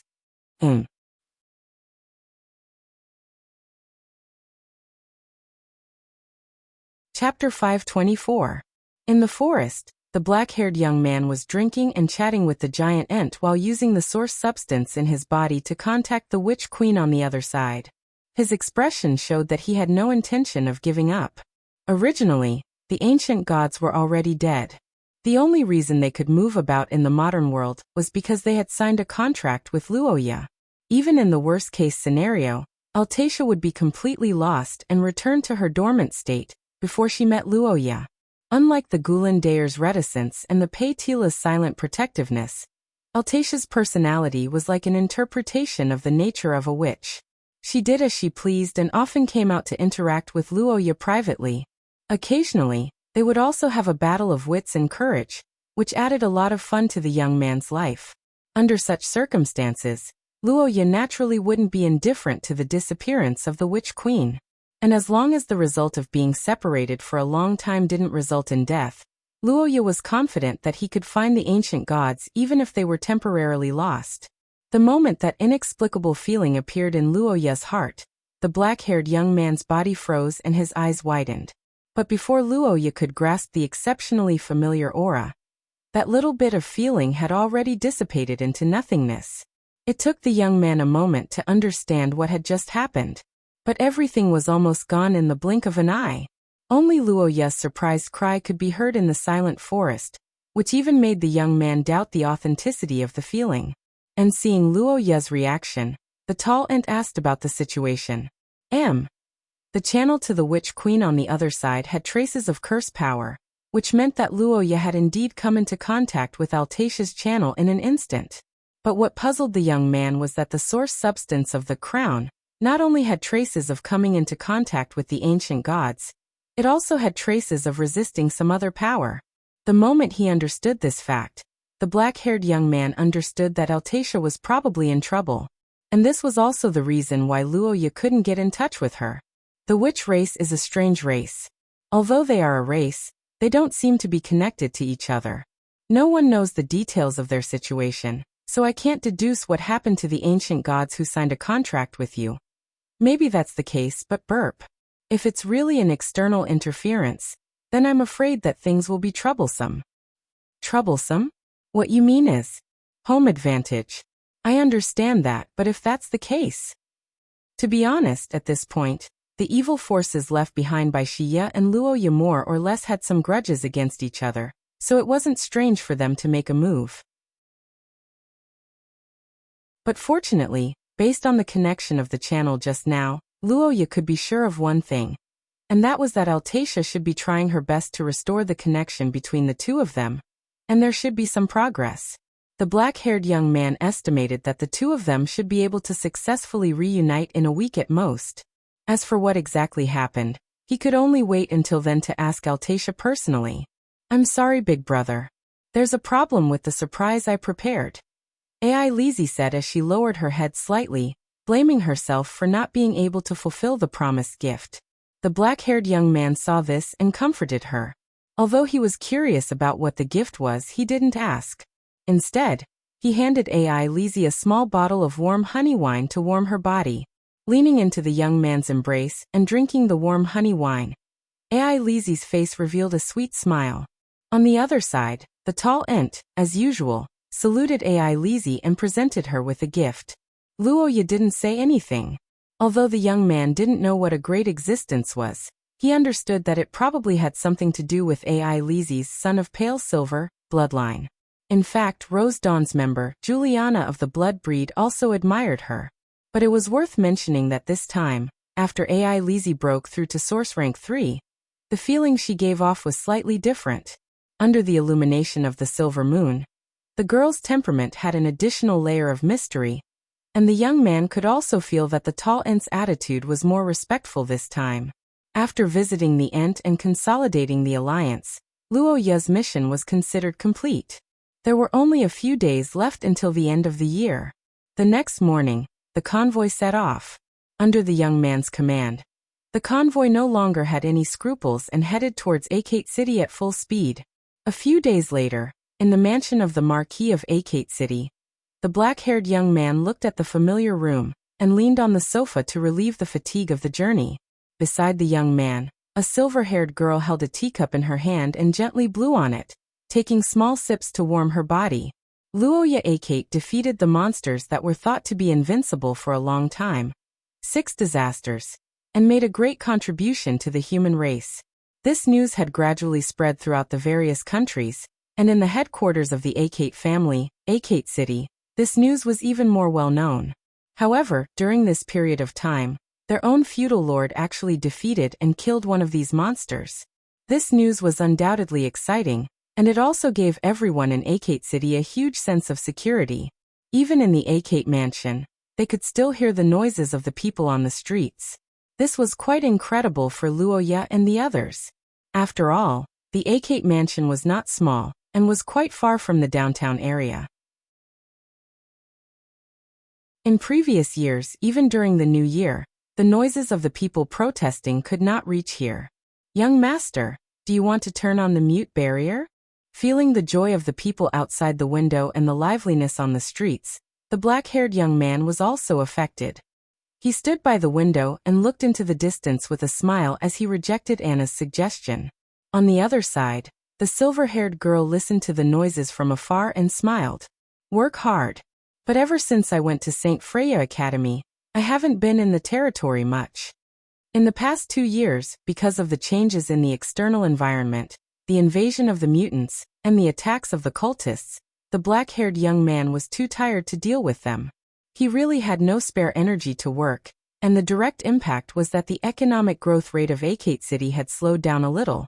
Although Big Brother no longer has any specific guidance, Akate City is still developing according to the plan you made at that time.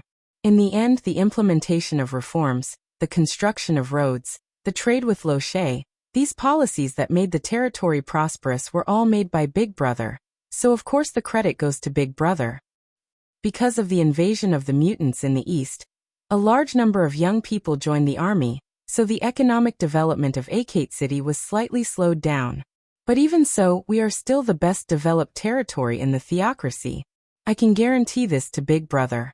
Young master, your plan is only half implemented, but it has already brought tremendous changes to the territory. The lives of the people have improved, and they all support you from the bottom of their hearts. During the prosperous times, the territory managed by the Akate family might not be a good place to live, but in these troubled times, the strong military power of Akate City was reassuring.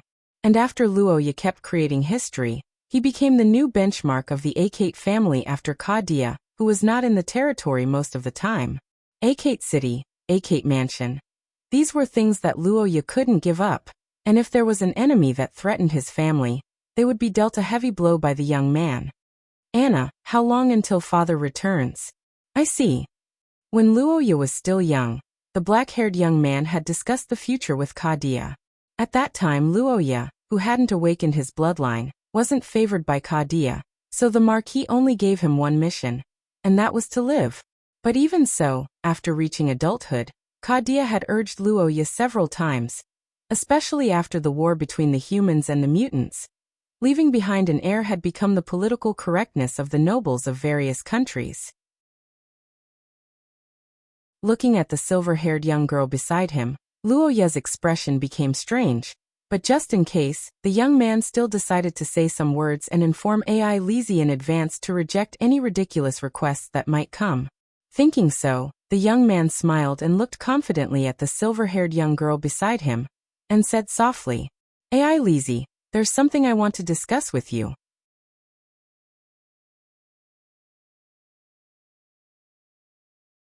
Chapter 525.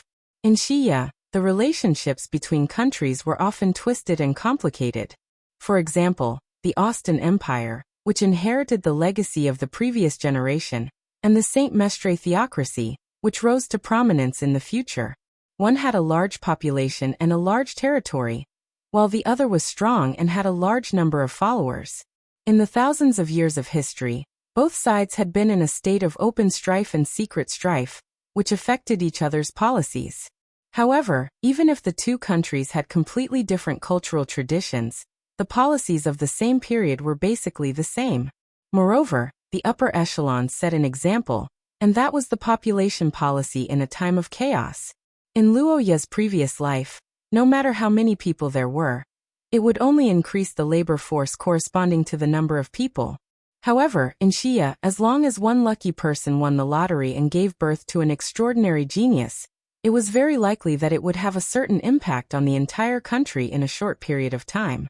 In the Saint Mestre theocracy, there was a special law that was used during the Holy War.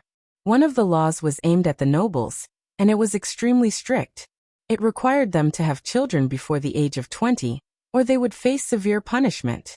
If this was in Luo Ye's previous life, this kind of policy would be criticized for being inhumane. However, in Xia, which was not an intelligent race like humans, this was an iron law passed down from the era of the ancestors, and it was also the consensus of the people. In order to not let the race go extinct, it was necessary to ensure that the population would continue to grow. This was especially true for the nobles, who had a higher probability of giving birth to extraordinary people. In the face of the will of such a country, or even the will of a race, anyone who opposed it was powerless. Remember, of course, those who could not give birth to a child due to their special constitution were exceptions. For this group of people, not only would the Vatican not punish them, but they would also send people to treat them. It could be said that they were very humane. It was obvious that Miss Angel would not do such a thing, but even so, in this kind of environment, Luo Ye could not pass the hurdle of Kadia. After all, in the eyes of the Marquis, the princess could not give birth because of the leadership of the Vatican. However, the other girl in the family did not have such a restriction, and she was just about to reach adulthood. Looking at the silver-haired girl, the black-haired young man didn't know how to explain himself. After pondering for a long time, he finally told her what Kadia thought. After hearing Luo Ye's words, Ai Lizzie couldn't help but widen her red eyes and freeze on the spot.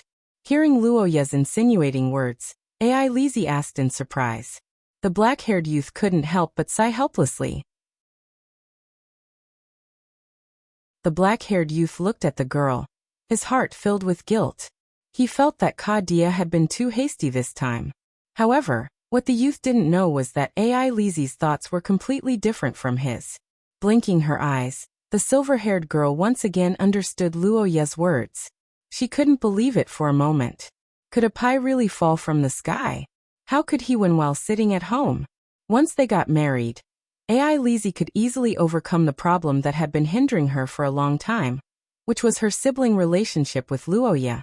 In addition to Luo Ye's love for her, although both the Marquis and the black-haired youth had always treated Ai Lizzie as family, in this kind of important matter that concerned the survival of the family, Ai Lizzie wasn't in a good position to express her position.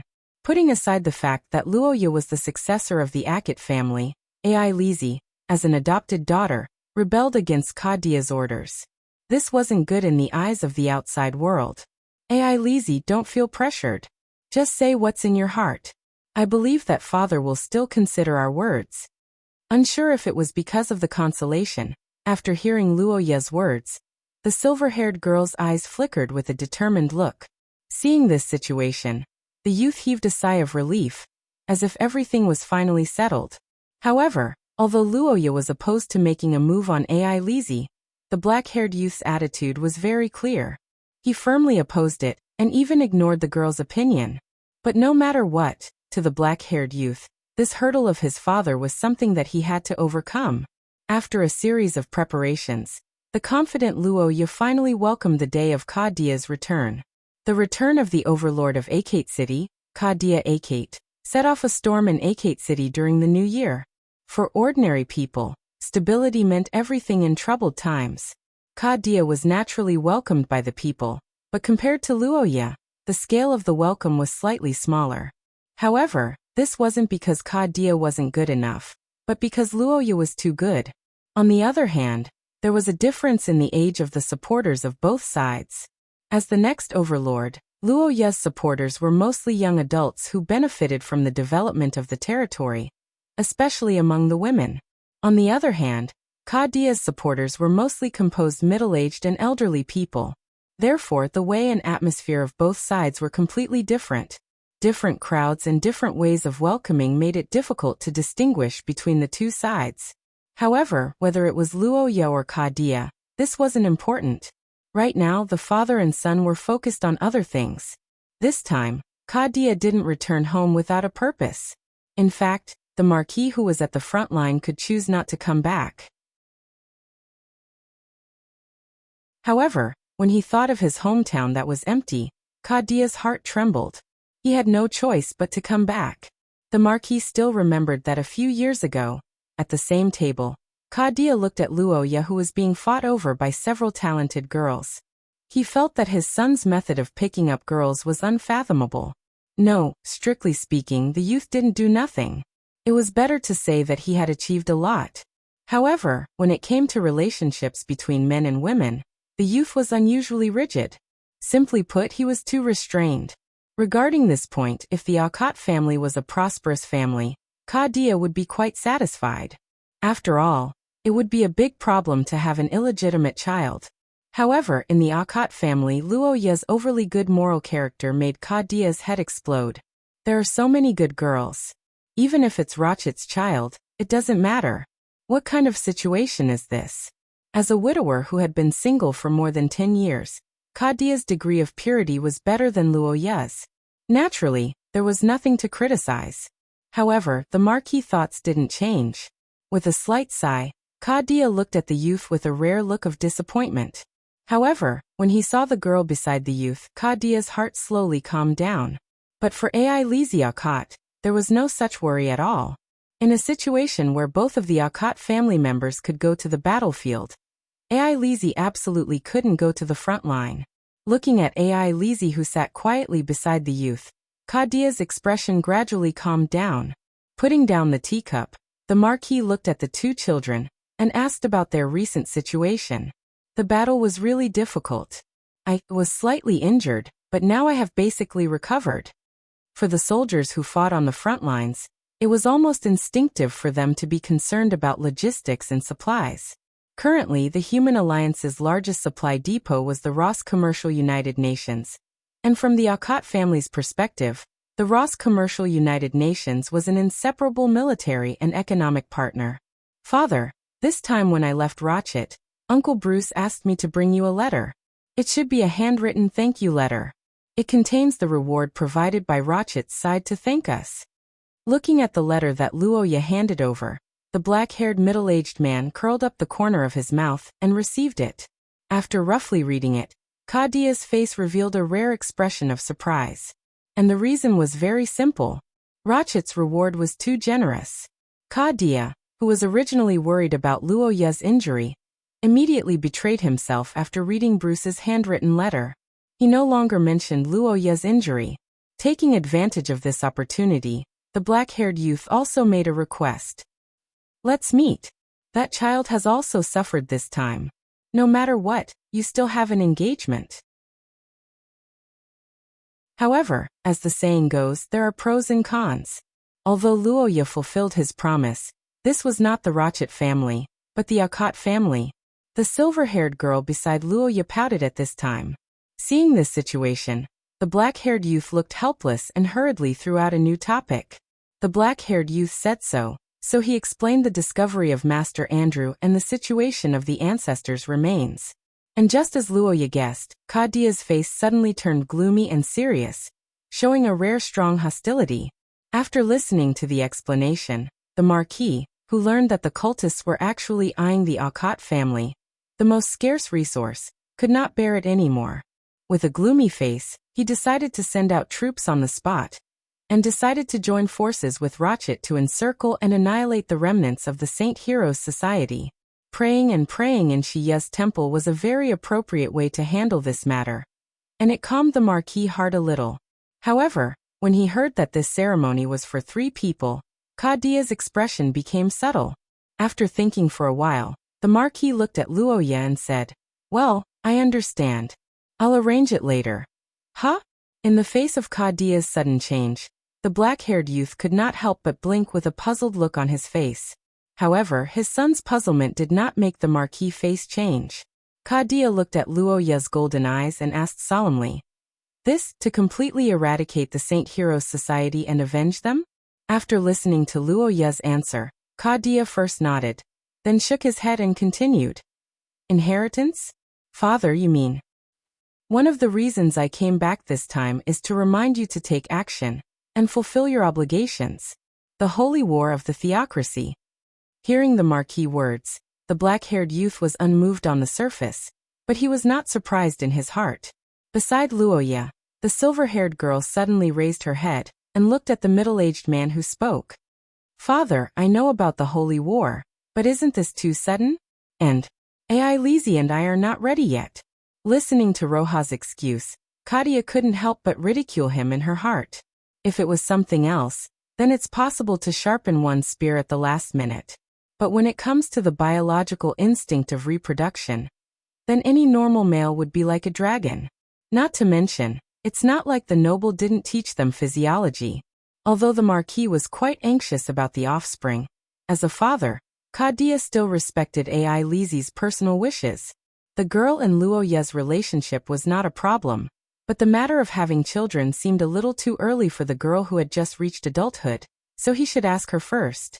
With this thought in mind, Kadia asked the girl's wishes, and Luoya slowly curled up the corners of his mouth, rejoicing that he had asked the girl in advance.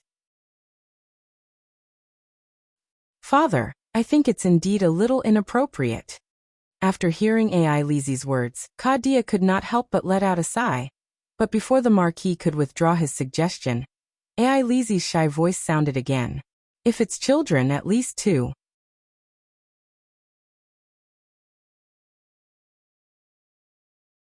Chapter 526. Since ancient times, it was common knowledge that a sudden attack was the most effective way to punish someone. As someone who was well versed in the art of war, Kadia didn't reveal any information to Luoya before he arrived. Due to some other reasons, Kadia didn't inform Ai Lizzie either. However, Kadia was initially apprehensive about hiding the fact that Ai Lizzie was one of the parties involved. After all, the silver-haired girl wasn't the Marquis' biological daughter, and there were many things that required basic etiquette. However, when he thought about Ai Lizzie's feelings for Luoya, the Marquis was slightly relieved. In Luoya's previous life, men and women would often choose to live together before marriage as a test of their lives together. During this period of time, most couples would reveal many problems, and even cancel their marriage decision. As the saying goes, whether or not they're suitable for each other, you'll only know after you give it a try. However, such a situation didn't exist for Luoya and Ai Lizzie. Ever since they were young, Ai Lizzie and Luoya had never quarreled. The longest period of coldness between them after they got angry was 3 days, and every time, their relationship would become better. However, what he didn't expect was that when Kadia met Luoya and proposed his next child, Ai Lizzie actually objected to this decision. In Kadia's opinion, this was like the sun rising from the west. It was something that was almost impossible. The Marquis who thought so had a puzzled expression. However, he didn't expect that the reason why he ran into a wall was because the black-haired boy had already predicted this matter through the letters they exchanged. He even colluded with Ai Lizzie to come up with a countermeasure. However, the black-haired boy didn't know that his pride and arrogance didn't last for long. Although the sharp stab in his back was late, it still arrived. Yes, so father. With the Aukat family's current situation, I think it's too dangerous to have an only child. Moreover, there's often no one at home. It's too lonely to have one child. No matter if it's from the perspective of safety or the health of the next generation, it's better to have 2 or more children. What's going on? Ai Lizzie, what are you talking about? Didn't we agree? Ai Lizzie, don't feel pressured. Just say what's on your mind. I believe that father will consider our words. Does Big Brother like children? If you like, you can get more. Ai Lizzie is fine. Luoya didn't know how to respond to the young lady's blissful words. On the other hand, Kadia was overjoyed, feeling that she had finally solved a huge problem in her heart. If love had a form, Luoya believed that it was probably a very slender and weak seedling. Whether it was cultivation or growth, it needed many factors, one of which was time. With such thoughts, the black-haired boy was in a dilemma. Facing Kadia's urging, he didn't know how to explain. However, just as Luoya was having a headache, the boy's hand was suddenly grasped by a slightly cold and slender hand. Luoya, who felt something strange under the table, widened his eyes slightly and looked at Ai Lizzie.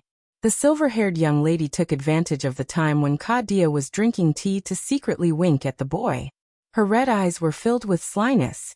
The moment he saw Ai Lizzie's expression, the black-haired boy couldn't help but widen his eyes. The boy, who had lived together with her for many years, immediately understood the young lady's meaning and smiled. On the other side, Lord Marquis put down his teacup and began to interrogate again.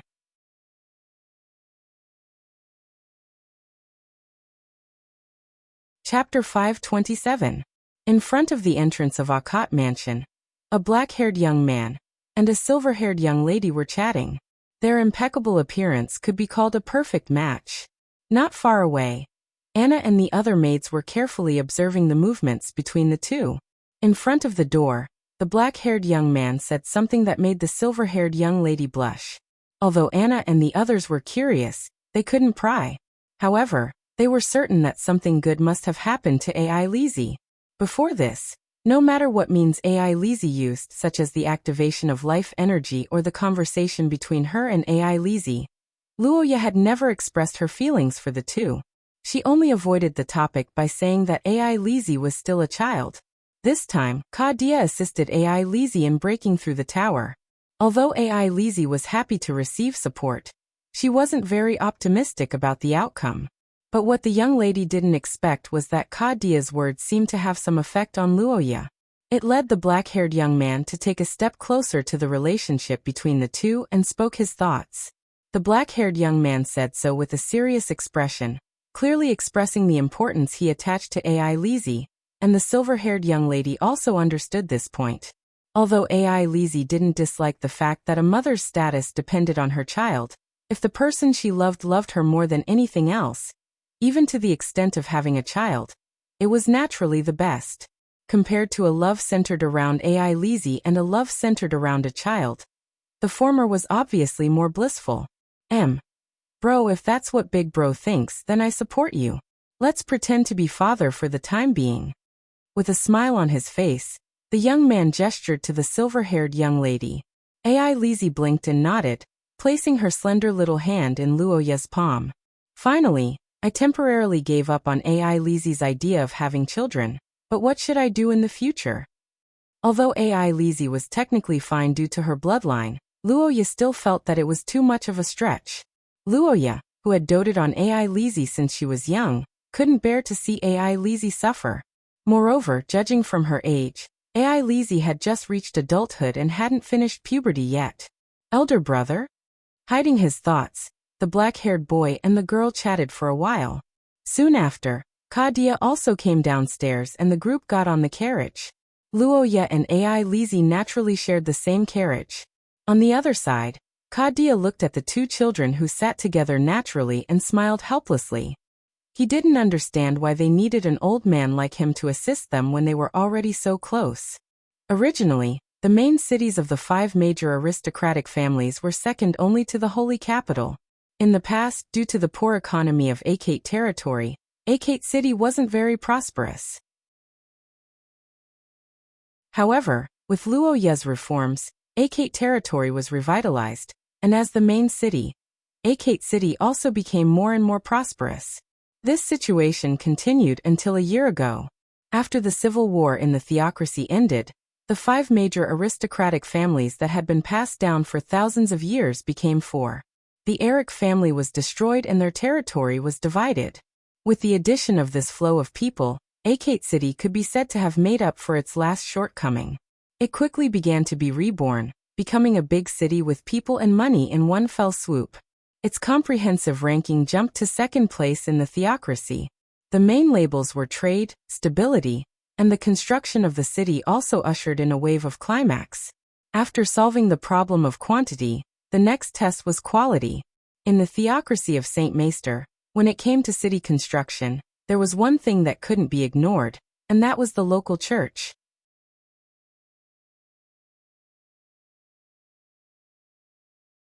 Chapter 528. After the New Year's prayer meeting, Luoya Akat's feelings didn't change much. On the way back, Luoya thought for a long time, but he couldn't find a suitable reason. Seeing the young man like this, Ai Lizzie was worried, and during breakfast she directly asked Kadia for a solution. Uneasy? This? Obviously, even someone as experienced as Kadia couldn't deduce anything without any information. But even so, Lord Marquis didn't mean to be perfunctory, but after thinking for a while he gave a few possibilities. The black-haired middle-aged man seriously reminded Luoya to pay attention to his surroundings. And the young man heard this and had some new ideas, but after thinking seriously, Luoya still shook his head. But before Luoya could reject this possibility, Kadia raised another conjecture, and that was his own problem. 1 second, remember, internal? So that's how it is. Luoya wasn't a physical extraordinaire, so there was no possibility of his body being deformed. But when it came to the young man's ability, Luoya's closest relationship with the ancient gods had some problems. As the target of the contract, the ancient gods and Luoya were almost bound together for good or ill. It could be said that they shared a common destiny, and it seemed reasonable to count them as part of Luoya's contract. It wasn't the first day Altacia went missing, and she had been missing for half a month, so how could he only feel it now? Wasn't intuition generally the nature of prediction? First of all, naturally, he had to continue to collect information from all sides, be vigilant at all times, and be careful of plots from the dark. On the other hand, Luoya had to continue to improve his strength, and try to get in touch with Altacia as soon as possible. After going around in circles, everything still returned to the crucial point of strength. Such a situation made Luoya feel helpless. Unable to calm down, the black-haired youth also lost his desire to sleep. After breakfast, Ai Lizzie and Kadia returned to their rooms to rest, while the black-haired youth walked towards the study room alone. Although there was no such thing as the 15th day of the new year in St. Maester, people from all walks of life had a long break. However, as the person in charge of Akot territory, Luoya still had a lot of work to do, especially after a long backlog. The larger the territory, the more things that needed to be approved. After Luoya came to power, there were many new policies that the officials did not understand. The black-haired young man's order was to report anything that they did not understand, which led to the current situation. Usually, when Luoya was approving documents, he would often have several helpers, but because of the new year, most of the servants hired by the Akot family had gone home for the holidays, so there was a shortage of manpower. Thus, only Anna could help. When they were young, the black-haired youth doted on the silver-haired girl, so he did not let Ai Lizzie come into contact with official business. He did not want her to be busy at such a young age. However, as Luoya became the acting lord, the territory began to gradually reform. The black-haired youth became increasingly busy, to the point that he did not even have time to return to the mansion. Thus the girl changed. Thus, Ai Lizzie worked hard and began to learn how to deal with government affairs. After Luoya went to school, she quickly took over the work. Thus, strictly speaking, the work that Luoya dealt with in the past 2 years was not as much as Ai Lizzie. Today is the first day of the new year. Ai Lizzie must be tired from going to school this year. Let her have some fun. Even I don't want to work during the new year, let alone Ai Lizzie. Anna, you should go too. When Ai Lizzie wakes up, you can go out with her for a stroll. It's okay. Actually, I want to be alone. At the dining table, the servant girl who heard Luoya's uneasiness understood the situation. She lowered her head slightly and followed the youth's suggestion. The two began to work together. After the black-haired youth dealt with a large pile of documents, his mind gradually became focused, and his uneasiness was alleviated. Originally, for nobles who had afternoon tea and banquets, the status of lunch was not too important. Luoya did not have the mood to carefully savor the food. Originally, the black-haired youth wanted to eat while working, but this behavior was stopped by Anna. After saying so, Anna bowed and softly advised Luoya to eat normally. Seeing this, the black-haired youth could only temporarily put down his pen and eat a proper meal. After lunch, as a rest, Luoya read the many letters that were specially sent to him. Naturally, he did not know the contents of the letters since they were unsealed. However, among the many letters this year, a few of them quickly attracted Luoya's attention. And the reason was very simple. These letters were printed with the national emblem. They were the congratulatory letters sent to Luoya by several major countries, and the headquarters of the Joint Army of Xia. Last time, although Luoya received a complete letter, it was the glory that belonged to the winner of the Challengers Cup. Whether it was Luoya or the champion of the previous generation, it was the same. However, the letter that the youth received this time was different. One was a conferring letter for the champion, and the other was a letter to win Luoya over. Whether it was the standard or the feeling of reading it, it was very different. But what really caught Luoya's attention was the difference between the letters from various countries. Just by looking at this letter, Luoya was definitely the most devout believer of Xia in 100 years. The praise was unprecedentedly great, and the black-haired youth blushed a little. But after thinking about it, Luoya understood more. To a certain extent, the praise of the theocracy was already a strategic goal. And after the theocracy, the praise was followed by the Rose Commercial United Nations, which had deep cooperation with Akkad territory. However, the direction of Rose's praise was different from that of the theocracy. Rose was mainly praising kindness. After reading this letter, Luoya couldn't help but smile bitterly. He now understood why Ai Lizzie went to Rose. According to Rose's praise, it would be strange if Ai Lizzie's blood pressure wasn't high. Although the black-haired boy was helpless, he understood. After all, Roja's fame was a glory for the school. Even if there were many students in St. Freya's College, they still needed to maintain their image through publicity. It wasn't shameful to brag about it. After pausing for a moment, Luoya focused his attention on the letter from the Austin Empire. After opening the simple and elegant envelope, the letter from the Austin Empire came into view. After reading it, Luoya also noticed that it was different from the other 3 letters. Official document, standard official document. It seemed respectful, but it didn't have the slightest sincerity. Without a doubt, for a letter to the hero who defeated the 6 disasters, this was very abnormal. Even if Luoya was a noble of the Saint Maester theocracy, the Akmen who had always regarded themselves as the orthodox human race shouldn't be so negligent. Instead, they should be praising the human warrior. Looking at the letter from the Austin Empire, the black-haired youth narrowed his eyes slightly. Of course, he remembered the order that the Austin Empire's emperor gave to Lillian. Through today's letter, it could be said that Luoya once again saw the disgust and dislike that Emperor Lucas had for him. Thinking of this problem, Luoya was puzzled. He looked at the letter and frowned deeply. Anna, who was beside him, couldn't help but ask, "No, nothing, just some problems." "Anna, under what circumstances do you think the royal family of a country will be hostile to the noble family of another country?" Hearing Luoya's sudden question, the servant girl couldn't help but blink and ponder. After a moment, she shook her head slightly. A problem left behind by history? Currently, the Akkad family was located in the theocracy, far away from the Austin Empire's emperor. Both sides might not even see each other once in their lifetime. In terms of benefits, both sides had no intersection. The Akmen had a vast empire, so it wouldn't be an exaggeration to say that they were filthy rich. On the other hand, the Akkad family was more relaxed. As long as they had food to eat, they could fight. The Akkad family, as the Shadow Eagle who once supported the Akmen in the Second Era, and led the Twilight Sage Association to maintain the stability of the world, had now turned to support the Austin Empire's sworn enemy, the Heidi family. It was inevitable that these arrogant Austinians would view them as a traitor. The Akkad family would also be displeased with them, but it seemed that there was no need to specifically target them. Thinking about the history of the Second Era, Luoya, who was quite dissatisfied in his heart, threw the letter from the Austin Empire aside, and turned to read the letter from the knight's country, Ponde.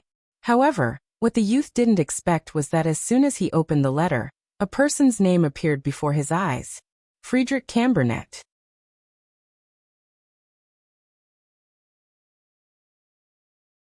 Chapter 529. Friedrich Cobernat. This was a name that Luoya was half familiar with and half unfamiliar with. What he was familiar with was the Cobernat surname that represented the King of Knights, but what he was unfamiliar with was this man's name. The Kingdom of Knights, Pender, had always been a maverick. They were far away from the center of Xia and formed their own faction. Originally, The king of this country was called the King of Knights by the outside world. There was no special meaning behind it. It simply referred to the king of the kingdom of knights.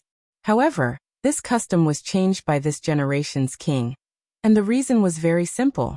It had to be said that this unique skill was very philosophical. The warriors under Friedrich couldn't stand it. After all, the kingdom of knights revered martial arts. No one wanted to follow a person who rode a horse and held a spear in front of the enemy and suddenly flipped over.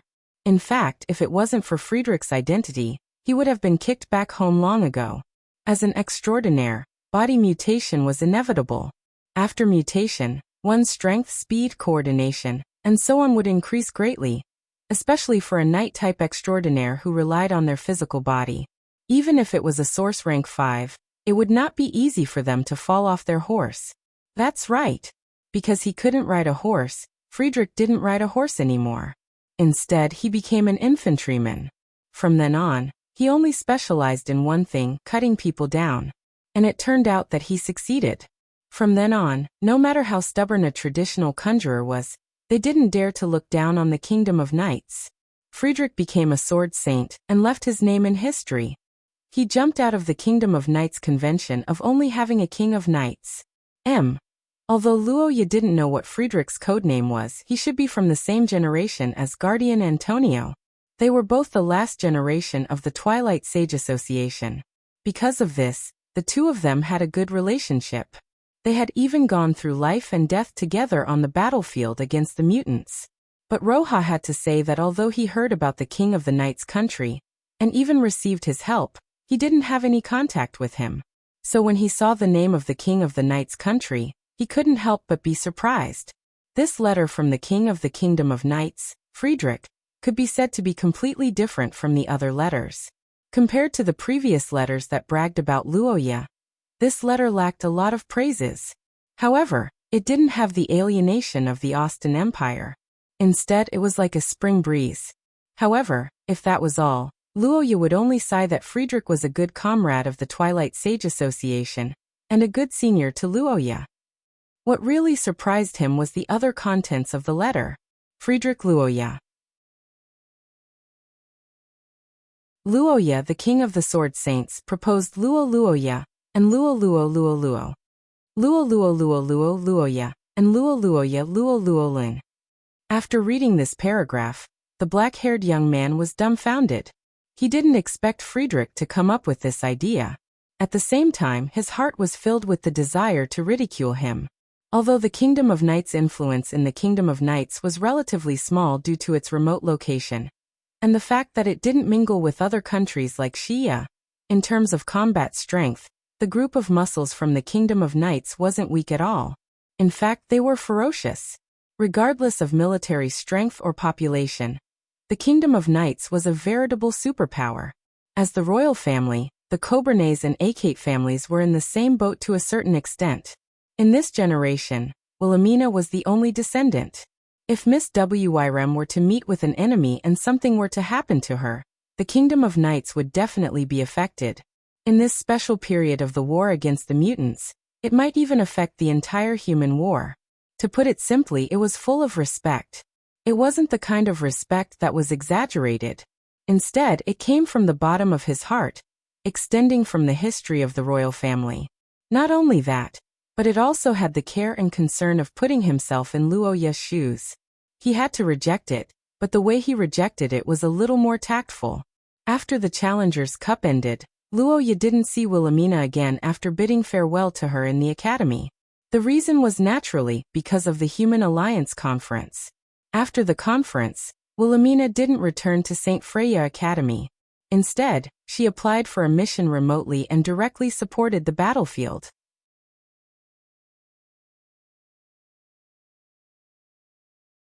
Chapter 530.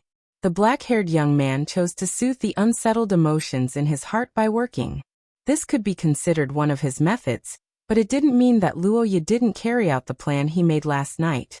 Although Luoya had reached the peak of Source Rank 3, breaking through to Source Rank 2 wasn't easy. The barrier between Source Rank 2 and the strongest under the King of Races was quite thick. Even the black-haired young man didn't dare to say that he could easily break through it. Due to this reason, the black-haired young man gradually felt sleepy and dozed off in front of the desk. But he didn't expect Altatia's voice to ring in his ears the moment he was about to fall asleep. The moment the voice of the Queen of Witches entered Luoya's ears, the black-haired young man's thick sleepiness immediately disappeared. He sat up abruptly and listened carefully, but the voice in his mind flashed and disappeared. There were no traces of the passage connecting, which meant that the black-haired young man didn't get in touch with Altatia. So according to common sense, it was naturally impossible for him to hear anything. As the saying goes, what one thinks in the day, one dreams at night. Luoya had been tormented by an inexplicable sense of uneasiness since last night. He couldn't even fall asleep, and felt a little nervous. Under such circumstances, it was reasonable for him to have a short dream, and hear Altatia's voice urgently trying to contact him. The black-haired young man pondered in silence and considered all the possibilities. There was no doubt that the possibility of mishearing was the highest. But after pondering for a long time, Luoya slowly shook his head and rejected this most likely option. And the reason was simple. That was what Luoya heard. Run! As the Queen of Witches, who was feared by all races in ancient times, Altatia appeared to be playful, but in fact, she had a strong sense of self-esteem. Luoya paid attention to this in the process of interacting with her. Even if they had different opinions, he never showed any disrespect or contempt toward her. The human brain could record memories, but it could not create memories, especially things that had never been heard before. On the other hand, even if the voice was really synthesized by the brain, the content was not right. If they were in the wilderness or in a foreign land, it would be fine. But now Luoya was in the Marquis Mansion in Audiobook City. This was the place where Luoya grew up. It was undoubtedly the place that the black-haired boy was most familiar with. It was also the place where his mood was the most stable. Thinking up to this point, Luoya was basically certain that it was Altatia's voice just now. She did not use the channel that she usually used to communicate with Luoya. Instead, she used another method that the black-haired young man did not know about. This should not be difficult for the witches who possessed an innumerable amount of knowledge. Her goal was also very simple, to warn Luoya. I'm afraid I'm really in trouble. Run. This sentence could be said to be relatively simple and easy to understand. It meant to ask someone to leave and head to a safe place. However, considering Luoya's current situation, this word was very inappropriate. In theory, there was no danger at all. On the other hand, even if Luoya wanted to fulfill the Witch Queen's request, he did not know how to do it. If the unknown danger was really approaching, then it would be better not to leave. It would be better to deal with the changes by staying put. Another deeper reason was that Luoya could not leave, and that was his duty as the city lord. It was the new year, and the streets of Audiobook City were filled with people. The sound of merchants hawking their wares could be heard everywhere. The entire city was thriving. If the upcoming disaster could affect this city, then as the owner of this city, it would be Luoya's duty to protect Audiobook City and its residents. Even with Altatia's warning, the young man could not shamelessly escape. Otherwise, it would be Luoya's lifelong shame.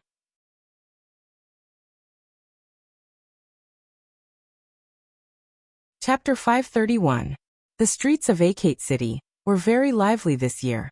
Even at night, the crowds didn't go home. After the large-scale trade with Loche, the cost of many things was reduced, and the price of the lighting curse vessel dropped a lot. Therefore, other than street lights, there were other kinds of lighting in the city. Luoya would frown when he encountered trouble, but when he encountered trouble that was difficult to solve, he would be expressionless because it could make him passive and calm, so that he could face everything with a clear mind. But this time, the young man's expression came too quickly, and the reason was very simple, that is, the unknown. As a result, the black-haired young man couldn't fall asleep until night. In fact, until now, except for Luoya's own uneasiness and Altatia's words, no one, including Pei-Tila and the others, had discovered the enemy. In the eyes of outsiders, Luoya was probably fighting with the air, and using this reason to ask for support was naturally insufficient. A year ago, Nua Ayer's bloodline outbreak, and not long ago, Xia Luo's curse, Luoya played a decisive role in these two incidents. Strictly speaking, the Holy See and Loche both owed the young man a favor, and from their standpoint, the three parties were basically the same. Thinking that the home that he grew up with and created countless memories might be caught in the flames of war, Luo Ye's mood was particularly heavy, and this was one of the reasons why he couldn't fall asleep. However, before Luo Ye could see enough of the fireworks in Akate City, a pair of delicate white hands suddenly covered the young man's eyes from behind. A somewhat naughty voice came into his ears, and a soft body leaned on Luo Ye's back. The black-haired young man smelled the familiar fragrance of the girl's body, and he couldn't help but feel a little helpless, but then he opened his mouth to answer. The answer is correct. After a light kiss, Ai Lizzie let go of the little hand that covered the young man's eyes, turned around, and came to the front of Luo Ye. She threw herself into the young man's arms and rubbed against him, obviously very happy. Feeling the warmth of the girl in his arms, Luo Ye's face couldn't help but smile. Yes, but it's not too early. The banquet will start soon. That's right. Almost all the servants are busy over there today. It's rare for them to come back, so father must have attached great importance to it. However, at this time there will probably be fewer people attending. In the Saint Maester theocracy, other than the royal family of the Holy Capital, all the nobles would celebrate the new year with their families. On the first night of the new year, a banquet would be held to entertain the upper echelons of the territory as well as the lower-ranked nobles. Luo Ye had hosted similar New Year's banquets several times when she was the acting overlord. But unlike when Ka Dia hosted them, it was more like a company's annual meeting. In fact, Akate Hill was indeed like a new startup company at that time. It was precisely because of this major event that Ka Dia and the others went to catch up on their sleep this morning. Otherwise, staying up all night was not a big problem for high-level superhumans. Thinking about the crisis that could occur at any time, Luo Ye's expression inevitably became more serious. And as if sensing Luo Ye's mood, the silver-haired girl's smile began to slowly disappear. Elder brother, did something happen after I left? Why? Elder brother is the one who thought this kind of thing could be hidden from me? Looking at the boy who slightly widened his eyes, the silver-haired girl reached out her hand, gently stroked Luo Ye's cheek and softly said, Ai Lizzie? The girl sighed slightly, looked down at the boy's hand, and said with some heartache. When the black-haired boy was still young and weak, every time he encountered a difficult choice in crisis, Luo Ye would use this method to relieve the pressure, and at the same time, encourage himself in his heart, and force himself to take action. Surprised? Elder brother used this kind of hint to himself a lot when he was young, and I already knew about it. Elder brother, I'm now a high-level superhuman, and I'm almost an adult. Although I'm a bit arrogant, I feel that I already have some ability, and it's time to share some of your burden, so? Can you tell me what's in your heart? To be honest, even if Ai Lizzie was already a level 3 source-level superhuman, Luo Ye didn't want to involve the girl in danger, but this time the situation was a bit special. Ai Lizzie, actually I just received a hint from the ancient gods. For Luo Ye, Akate City was his hometown, and for Ai Lizzie, this was also the place where she met Luo Ye, got to know each other, and fell in love with him. It was filled with countless precious memories, and anyone who wanted to destroy this place was an absolute enemy for the girl. Saying so, the silver-haired girl was unusually angry, but after a few seconds of anger, Ai Lizzie recovered and looked at the black-haired boy. This time there's too little information, so I don't have any good ideas. Previously, I wrote a letter to the Vatican and Loche, requesting for reinforcements, but that's all. The silver-haired girl lowered her head and pondered. Seeing the nervous Ai Lizzie, Luo Ye blinked and comforted her. Elder brother, I understand. Now everything is still uncertain, but if there's any accident, I will do my best to protect this place and you, so don't worry, Ai Lizzie. Leaning on the boy's chest, the silver-haired girl breathed in Luo Ye's scent, and her accelerated heartbeat slowly calmed down. Not long after, there was a knock on the door, and Anna's voice came through the door. Okay, got it.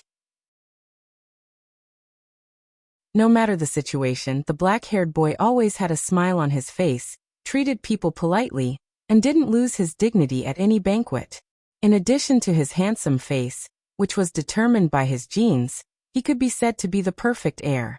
Even if his heart was clouded by what happened before, facing Kadia and the officials of the territory, Luoya still smiled and politely responded to the nobles who came to chat. Because of the harmonious relationship between the Akat family, there were many nobles on Ai Lizi's side. But unlike previous years, the nobles who chatted with Ai Lizi were more respectful than before. In fact, before Kadia's return, the well-informed people had already heard that the Marquis intended for this talented and beautiful pair. Everyone had basically tacitly approved the union of a boy and a girl. Under such circumstances, everyone's attitude towards Elisa naturally went up a notch. Looking at Ai Lizi, who was surrounded by noble women, the black-haired boy couldn't help but smile bitterly. At the same time, he was proud of the current Akat family. But, no matter how monstrous she was, Ai Lizi's personality didn't change. Normal social interactions were fine, but she didn't seem to be good at this kind of situation. Ai Lizi was about to reach adulthood, so she could handle these small matters by herself. If Luoya helped her out, it would be easy for others to think that he was overprotective, which would lower the evaluation of Ai Lizi. This time, Luoya didn't tell Kadia about the Witch Queen's warning. It wasn't because he was afraid that Kadia wouldn't believe him, but because Luoya's father didn't have much time left in Akat territory. In this kind of situation, Luoya might be in danger without any evidence, which would only make others think that he was being unreasonable. And if the trip was delayed, Kadia would also violate military law, which would lead to serious consequences. Although with the Akat family's status, they definitely wouldn't treat him as a deserter, the Alliance army wouldn't do nothing and set a bad precedent. If that happened, Kadia's reputation would plummet, and the Akat family would be humiliated. Following such rules, Luoya casually greeted the officials. But not long after, Anna suddenly bowed and came to the boy's side, whispering to Luoya, "Young master, the letter from the scholar country that you asked me to pay attention to has arrived."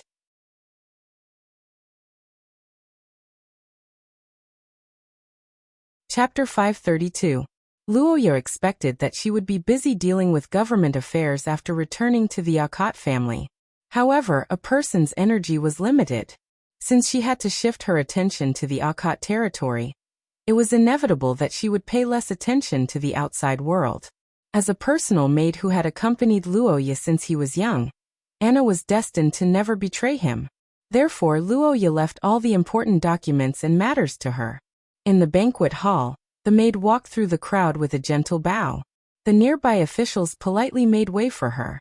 For those who often met with Luoya, even though Anna was a maid, her position was like Luoya's secretary. Everyone knew this, so they treated her with extra respect. After returning to the study room, Luoya picked up the letter that was placed on the table under the care of a servant. Looking at the personal signature of Dean Antonio, the black-haired young man couldn't help but let out a sigh of relief. Since he had the time to write a personal letter, it meant that there shouldn't be any major issues over there. Antonio's letter basically described the current situation in the northern mountains of the Austin Empire. According to the dean, the encirclement was currently shrinking, and through a special spell detection, it was confirmed that there were high-tier transcendents in the encirclement. There were people in the mountains. The only possibility was that they were cultists. The probability of them being a collector was even higher. That was why Antonio's special operations team was moving forward with extreme caution, afraid that they would miss this big fish. According to Dean Antonio, due to the importance of this operation and the possible threat of the collector, Bishop John had personally come over. The two kings of the first source rank race were ready to work together to eliminate this scourge that had lived for countless years to improve Luoya's current safety situation. Bishop John wasn't in the holy capital. This news was no different from bad news to Luoya. After all, in Luoya's mind, the safest situation was for Bishop John to secretly come over. After reading the letter, the black-haired boy couldn't help but stand up. It had to be said that the current situation made Luoya feel somewhat uneasy. It wasn't just the departure of the Holy See, but more importantly the timing. Come to think of it, the appearance of the collector this time was very strange. As a person who had been hiding under the theocracy's nose for hundreds of years, It was unbelievable that he would be discovered in the wilderness. It was also the reason why Luoya thought it was a trap for Antonio. It wasn't Antonio and the others who discovered the collector. It was the collector who restrained Antonio and even lured John to the Holy See. If it was the second scenario, then the situation would be completely different. The appearance of the collector would be a diversion and Luoya would be like an isolated island waiting for the storm to come. No matter if it was Dean Antonio or Bishop John, they were both the kings of Source Level 1 races. Bishop John even had the bloodline of an angel. No matter what era it was, they would always be the strongest. If they really caught the collector, perhaps he would have to pay a huge price. Without a doubt, this was a miracle for the man who had been silently observing the Akit race from a dark room for decades. If all of this was really a conspiracy, then the goal must be huge. Gazing at the streets outside, the black-haired young man narrowed his eyes and thought of the worst possibility. Anna gazed at the young man who was rather agitated and asked worriedly, "What's wrong with you?" "It's fine, don't worry." Although Luoya made a lot of assumptions that sounded reasonable, one had to admit that these were just groundless guesses to others. In fact, according to common sense, the situation wasn't bad at all. Instead, it was great. The boy hoped for such a future, but it was also the least possible. In the face of any situation, one must anticipate the worst and take the most active action. This was Luoya's principle of doing things, and this time was no exception. At this point, it was too late for Luoya to summon the dean back. That was why the black-haired boy didn't choose to ask for Antonio's support. Instead, he suggested for Antonio to attack fiercely. After writing the letter, Luoya's expression eased a little. After instructing Anna to use the Akit family's channels to send it out immediately, the black-haired boy stood up and returned to the banquet hall. To Luoya, today was a day of bad news. However, to most of the people in Akit territory, today was still a holiday. It represented the conclusion of a year of hard work and holidays. Nothing much had changed, so Luoya adjusted his expression before entering the door. Since there was no help, he might as well live his life peacefully. In fact, in the face of Luoya's disguise, no one could see through it except for one person. "Madame Ai Lizzie, if you want to go, go ahead. It's fine with us." The girls looked at the black-haired boy in the distance and persuaded Ai Lizzie to go look for their elder brother. Facing the good intentions of her friends, Ai Lizzie hesitated for a while and didn't reject. Could it be that something else had happened? However, the guests didn't expect that after the silver-haired girl and the black-haired boy met, they didn't speak sweet nothings. Instead, they spoke worriedly. "It's nothing, just a few letters from the dean. It's about the progress of the cultist encirclement in the northern part of the Austin Empire." Hearing Luoya's answer, the silver-haired girl blinked and felt slightly relieved. She thought that the boy was Antonio, who was focused on fighting in the front lines. But to be honest, the girl didn't care too much about it. After all, when Ai Lizzie entered the school, Antonio had left the school to participate in the international conference. When he returned, he was also busy with the cultist encirclement. He didn't even have the time to meet Ai Lizzie, the new ring-bearer. As long as it wasn't about her elder brother, it was fine. The black-haired boy felt that he alone was enough to deal with worries. Ai Lizzie was already nervous because of Luoya's words, so there was no need to tell the girl more bad news. After all, other than making Ai Lizzie's heart heavier, it didn't change the situation. After experiencing the baptism of news for a day, the black-haired boy was even more worried. But unlike before, this time Luoya forced himself to rest. Under the same roof, unless Luoya lay in bed like a piece of wood for the whole night, the silver-haired girl would definitely know if he woke up in the middle of the night. With this thought, the black-haired boy took the initiative to cast a sleeping spell on himself, but the effect wasn't obvious. After tossing and turning for half the night, Luoya was even more tired when the sun rose. Luoya helplessly admitted that he didn't seem to have the talent to cast spells. And in this fatigue, the black-haired boy welcomed the last day of accompanying Kadia. It had to be said that Kadia's holiday was a little short, but even this short period of time was already the limit of the frontline soldiers, so the black-haired boy didn't complain in his heart. For the next period of time, the war with the aliens will be the main theme. And according to the information collected by the Alliance so far, the aliens may have multiple king-level targets this time. Yes, the alien strength has reached source level 1. Based on the history of the previous alien wars, their combat strength even surpasses the human race's king. Hearing Kadia's words, the black-haired boy and silver-haired girl's expressions turned serious at the same time. Luoya didn't need to be mentioned for the time being. He had already seen several Source Level 1 human powerhouses, and AI Lizzie had also witnessed Raiden's strength in the previous civil war of the theocracy. Looking at the children frowning and deep in thought, the Marquis nodded in satisfaction. He was happy that these two gifted children didn't underestimate the enemy. Hearing Kadia's warning, Luoya and AI Lizzie's expressions became more serious, but the Marquis words didn't end there. After hesitating for a moment, Kadia looked at the black-haired boy and spoke again. Especially you, Luoya, you have to be especially careful.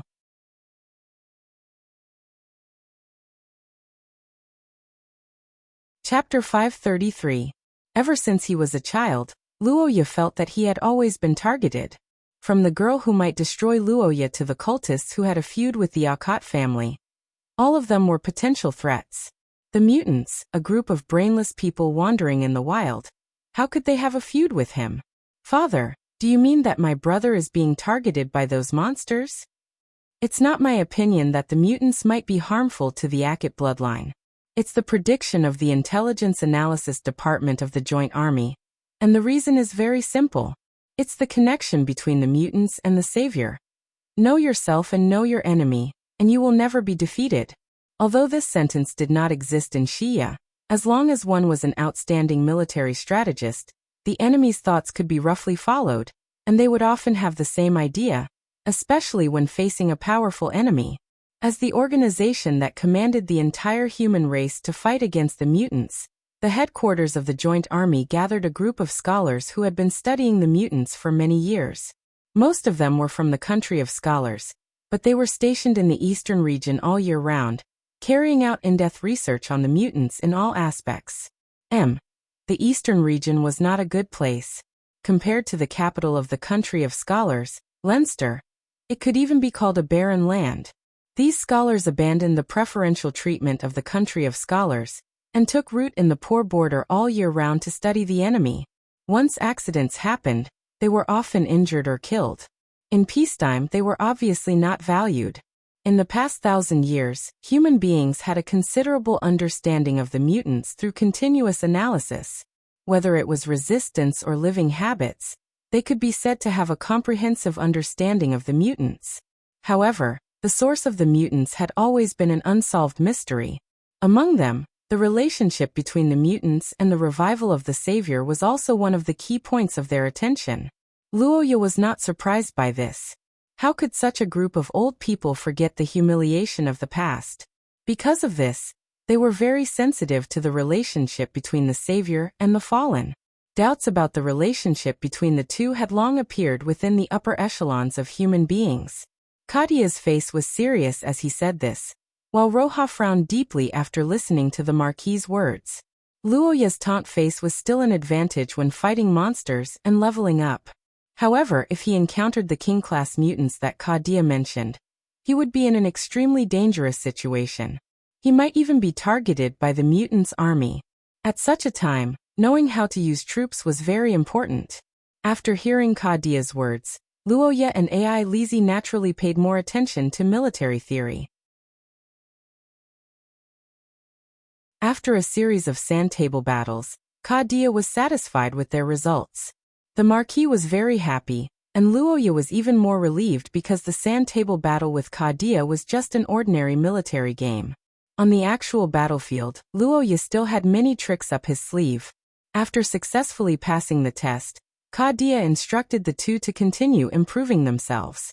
After inspecting the black-haired boy and the silver-haired girl, the normal parting session of the family finally began. The task given by the Marquis to AI Lizzie wasn't difficult. In fact, to a certain extent, it was exceptionally simple. However, in the eyes of the boys and girls, this task was impossible. That was to record the date of the two of them sleeping together. What's wrong? This is an easy task, right? Is there a problem? After his cheeks twitched twice, the black-haired boy braced himself and answered. However, Kadia narrowed his eyes and revealed a smile. You're tuning in to the Earbook Haven YouTube channel. Don't forget to subscribe and join us on this journey to catch the most captivating stories.